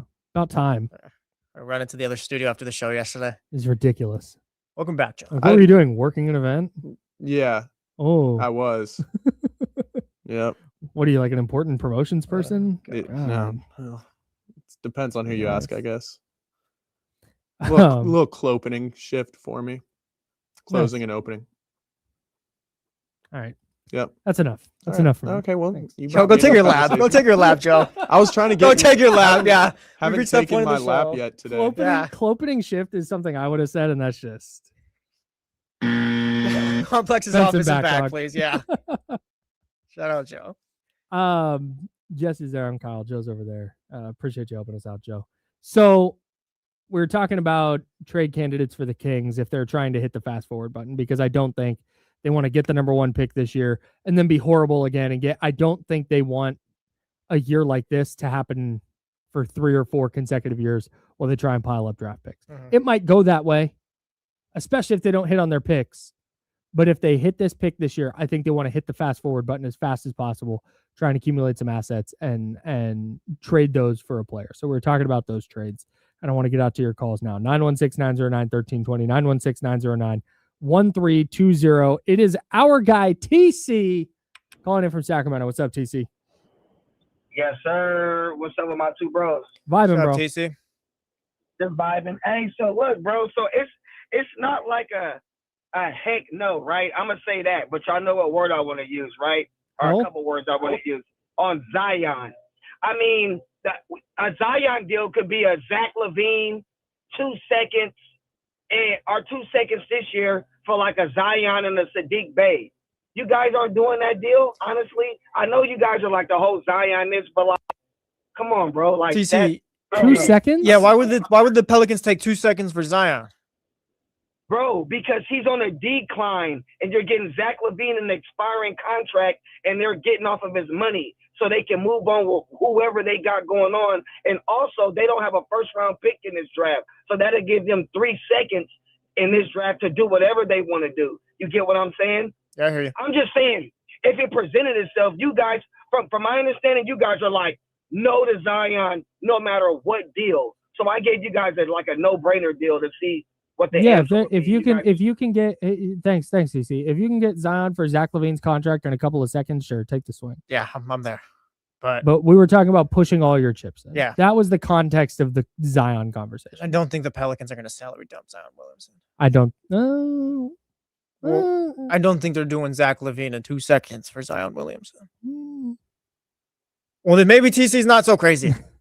And yes, I honestly have no idea. You don't think what there's like what Zion's market is? I have no clue. You don't think there's an Atlanta Hawks? Well, they didn't even really give up much value for either guys, or not. I'm talking about the Wizards. I mean, because they got Trae Young and they didn't really give up much value at all. No, I don't know if the Pelicans decide this is the offseason, they're going to trade Zion. If they decide this offseason is it, I have no idea what his market looks like.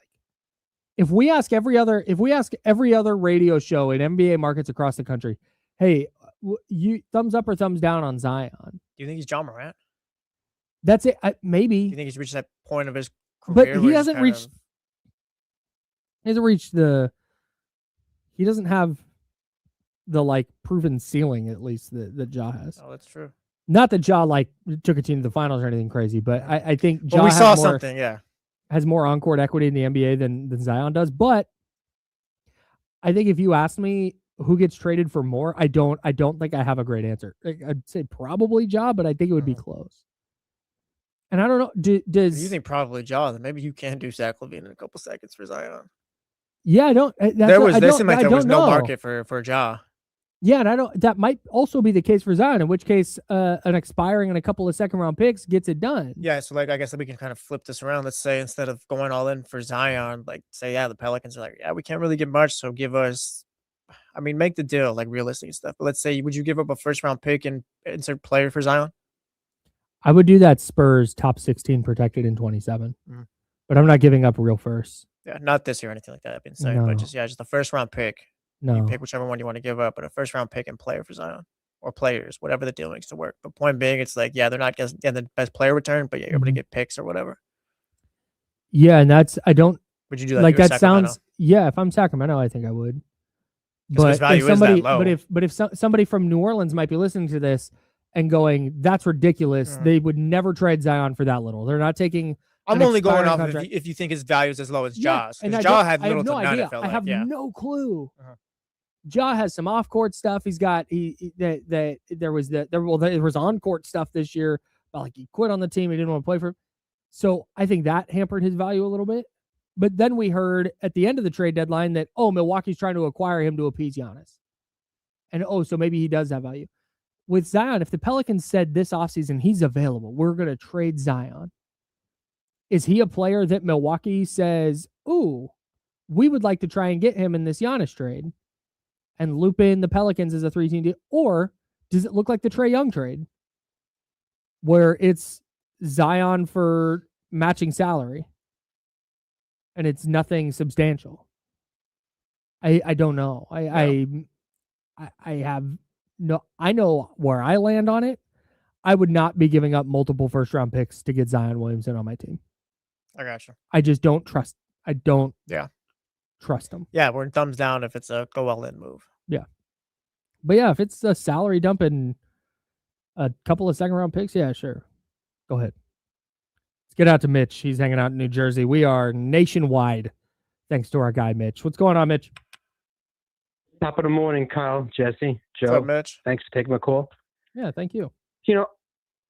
New Orleans has as much leverage with Zion as we do with Zach LaVine. I would take a chance with Zion, but I don't want to give a first-round pick. If you have a plan, Carr has been kind of disappointing. But Zion deserves a second chance, just like Jim Plunkett, Rich Cannon, and also Tua. Right, Jesse? He's going to get another chance. I guess. I think it'd be worth the risk. Ja has too much on the court and off the court. At least Zion is not a knucklehead off the court. He's got some character, some scruples, at least. You know what I'm saying, Kyle? Mm-hmm. Okay. Thanks, Mitch. We agree on something for once. Have a nice weekend. You too, Mitch. That was about as New Jersey as it gets right there. Yeah, it was. Yeah, give him a second chance. chance. The word scruples? Maybe. Yeah. Maybe that's on. Yeah. But boy, maybe give him a second chance like they did with Jim Plunkett and Rich Gannon. That's what Mitch said. All right, man. Sure. And Tua. He said Tua too. He said Tua? Yeah, I feel like that was a shot. I felt like a shot. Yeah. It's a tough day for you. Is it? Just Jaylen Brown, Jason Tatum stuff. You got people in the chat talking about Paul Pierce is overrated. See, Now no, you're taking stop. shots at Tua. No, I don't No, pay attention. people I are telling- don't people pay are attention telling to the that stuff. truth. I don't pay People attention are to that stuff. telling the This is truth first about ballot. the truth, No, and it makes you upset. That's fine. it doesn't make me upset. It makes me angry.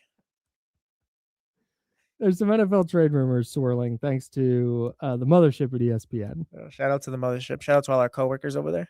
Yeah, hell yeah. Rich Eisen Call me back. coming Rich. up at 9. Kings tickets coming up in 3 minutes, by the way. 916-909-1320, 916-909-1320. That's the number you'll call, but do not call yet. Don't call. If you call right now, I'm going to have Joe block your number. I'm just kidding. Don't do that. Don't actually do that. But ESPN ranked the top trade candidates in the NFL for this offseason. Yeah. Number 1 on that list was Brian Thomas Jr. from the Jacksonville Jaguars.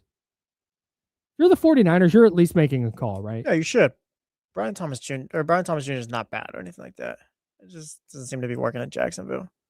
After 2 years, though? Different schemes, different coach. Yeah, but a new coach who was an awesome offensive mind. Yeah, but just maybe that system doesn't work for you. I mean, would you give up a third for Brian Thomas Jr.? Immediately. I think I Brian don't think Thomas you're getting Jr. is good. I don't think you're getting a first for him. No. Yeah, so I don't even know if you're wonder- getting a second. I wonder if you can get away with a third. I mean, He I'd be still I'd, had, he if still I'm had the- 770 yards and 2 touchdowns this year, and it felt Yeah. like he had a disaster year. yeah, if I'm the know he had a bunch 49ers of and drops. I'm walking away with Brian Thomas Jr., I think I'm pretty happy about that. He had 10 drops. Only had 7 in year 1, though. That feels like a one-off type of thing to me.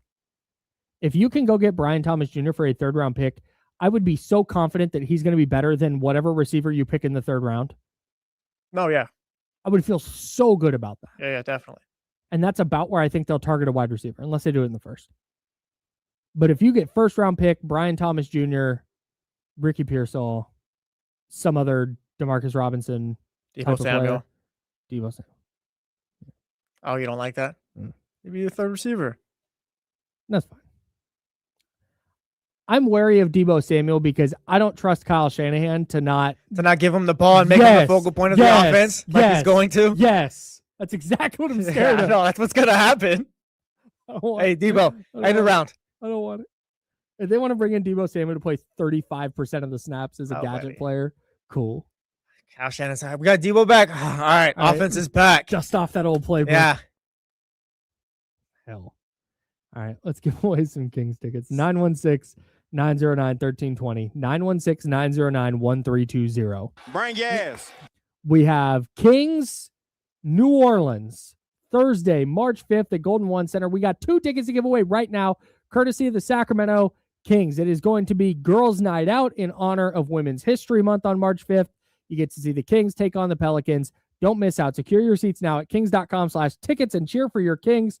Caller number 13 on the ESPN 1320 studio line at 916-909-1320, 916-909-1320. Caller number 13 gets 2 tickets to see the Kings play the Pelicans. Go get those tickets. Are you New hoping Orleans. to play New Orleans? I think I can say Pelicans because it's the Kings.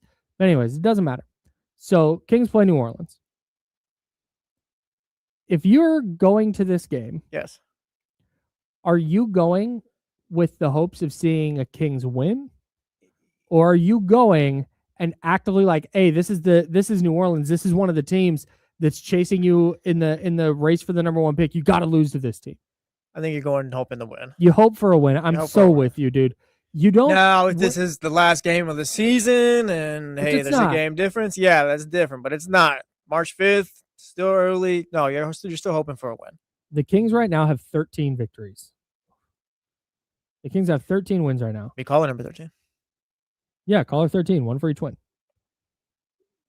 Before they play that game against New Orleans, they have Dallas, LA, both on the road. They have Phoenix at home, and then New Orleans. Are they still sitting at 13 wins when they play New Orleans on March 5th? Still sitting at 13? Mm-hmm. Did they win any of their next 3? Mavericks, Lakers, Suns? No. They don't get any of those? Nope. You might get the Mavs. But either way, here's why you're rooting for a win if you go to that game. New Orleans has 17 victories. Even if you win one of your next 3, Dallas, LA, or Phoenix, you're sitting at 14. If you beat New Orleans, you're at 15. You're still 2 wins behind them. You're still way clear. And that's assuming New Orleans doesn't win any between now and then. Mm-hmm. I think you're very, very much rooting for a win at Golden One Center. Especially because Golden One Center is so sick. When they win, when they're winning, the place still rocks. Yeah, there's the beam and all that, but also like your fan going to watch your favorite team. Go root for them to win. Yeah, don't be a weirdo. Yeah, go root for them to win. There's nothing worse, and I've dealt with this before. Particularly at 49ers games, where there's people in the crowd like actively rooting against them. Mm-hmm. Don't do that. Yeah, just stay home. I mean, go hang out, but just I mean, as far as like if you're gonna buy a ticket, because now like you're gonna win the contest here, whatever. if you're calling to win, win tickets, and you're like, I'm gonna win these tickets, and I'm gonna go root. But don't do that. Don't do that. Well, if you're buying a ticket or whatever, it's like why would you want to see them lose? I don't think anybody in that building actively wants to see him lose. Yeah. You talked about this a million times. The I root for losses thing is cope. 1,000%. No self-respecting fan actually is like, oh no, Nick Clifford had 30 tonight and they won. Nobody actually does that. It's just how we keep ourselves from being miserable. Exactly. Congrats to Norm, by the way, being caller number 13. Shout out Norm. And the contest is over now. Thanks everybody for calling. Thank you guys for calling it. Joe, the thing you do now is you answer those calls and say, hey, we have a winner, try tomorrow. Yeah. My man. Just making sure. I wasn't sure we'd ever gone over that. Yeah, I don't know what you've been trained on and not trained on. I don't know. Joe, so it's over. Stop calling me. It's done. You didn't win. Enough. I did this for the Eagle as well for quite a bit. So okay, leave him alone, Kyle's what he said. All right. I got Get off his back. Got it. Joe just flipped me off. Yeah. With words. That's fun. I'm making the call on Brian Thomas Jr. from the 49ers. Definitely. It's not even a question. Yeah, there's no reason why you wouldn't. It'd be malpractice if you didn't. So good at a third. Anything more than that, I think I'm out. Max Crosby is on this list of players. Mm-hmm. We get to week 1. Do you think Max Crosby's on the Raiders? No. But I'm going to assume they get that done before the draft. I'm going to say he is. He is? Yes. Okay. And if he is, then he's a Raider for life to me. That's what I think they're hoping. I think if you're Clint Kubiak and you know you don't have a ton of talent defensively, I think you at least want that guy on your defense. Yeah. Especially coming from Seattle where Mike McDonald revamped that defense in 2 years. If you have Max Crosby, you're now like 1 or 2 players away on the defensive line from being awesome up front. Mm-hmm. And I think that's a franchise building block that you want on your team. If you're trading Max Crosby, you're really defensively, you're going all the way to ground zero. You're now going to spend your draft picks trying to find a player that good. And how far away are they from competing though? Like, are you better suited going for second round or not second round picks, 2 first round picks and insert impact, not complete impact player, but just a starter? I think in the NFL, you're always like 1 year away. Yeah. You're always close in the NFL. And I think if you're trading Max Crosby, I think you're basically conceding the next couple of years. Now, on the other hand, if somebody's going to give him 2 first round picks and a good defensive player or a good player, no, I think you have a tougher time saying no. And that's kind of what I'm talking about here. Like, yeah, you don't trade Max Crosby just to trade him or whatever. But if you can get a haul, like what people have kind of talked about, the Micah Parsons type, then some a little bit better. And here's what's been interesting. When the reporting came out from Adam Schefter that the Raiders wanted 2 first round picks and a good player for Max Crosby, I went, no team is doing that. And that's not about Max Crosby's value. That's just about teams looking at it the way the Raiders would. Yeah. And teams going, would I be better with Max Crosby or would I be better with this good player and these 2 first round picks? Teams are hoping that the Raiders want to get out from under Max Crosby and they'll take a first or a first and a third, and they're going to get a really good defensive player, and the Raiders get an extra first round pick, and everybody's good. I don't think the Raiders want to deal him like that. I think they would love to get a massive haul for him, but if not, I don't think there's this real urgency to trade him or get him out of the building, unless he's behind the scenes like, yo, I'm going to Get me say outta what I here, need to yeah. say publicly to let you guys save face, but I'm out. Now it gets a little different. But they're saying all the right things publicly. Yeah, I guess. I'm not gonna knock them if they don't trade him. Like I said, if you can get a haul, you do that. But Max Crosby's still one of the 3-5 best pass rushers in the league right now. I don't think the 49ers are going to be the team to make the call, by the way. No, I don't think they should be. Yeah. I don't think that call should be for a star defensive player. I think I agree with you. You need to push all your chips in on the offense. I think I agree with you.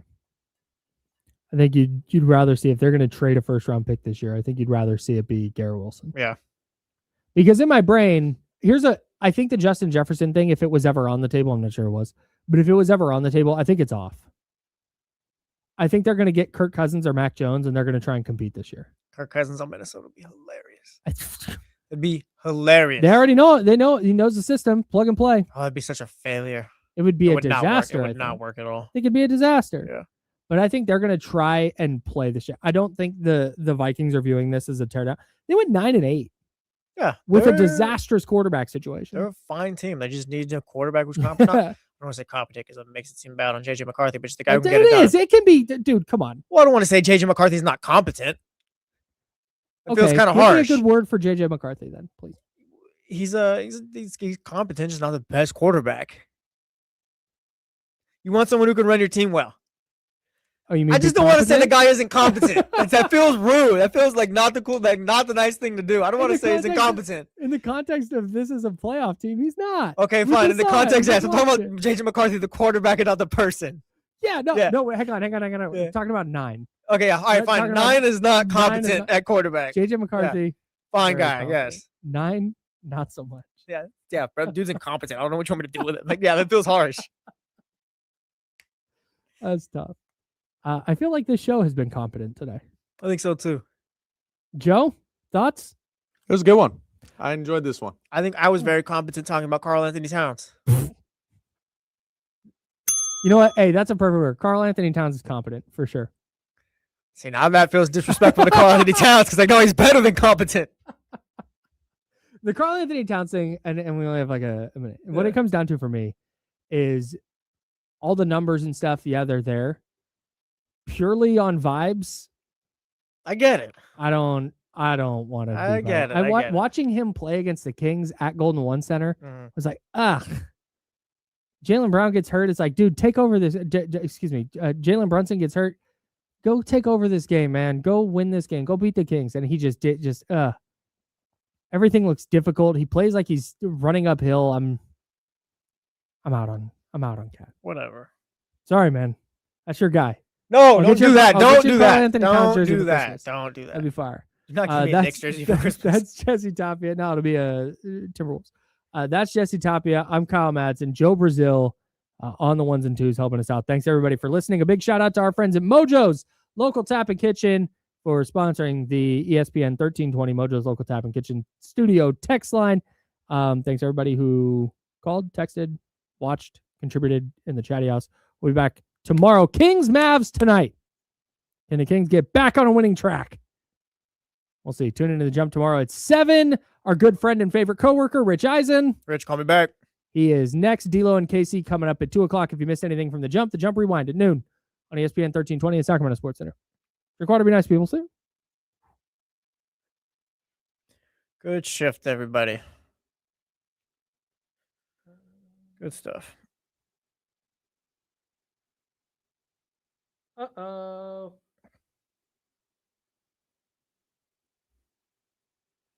Yeah, be like TCG. Super competent show with the thumbs up before you get out of here.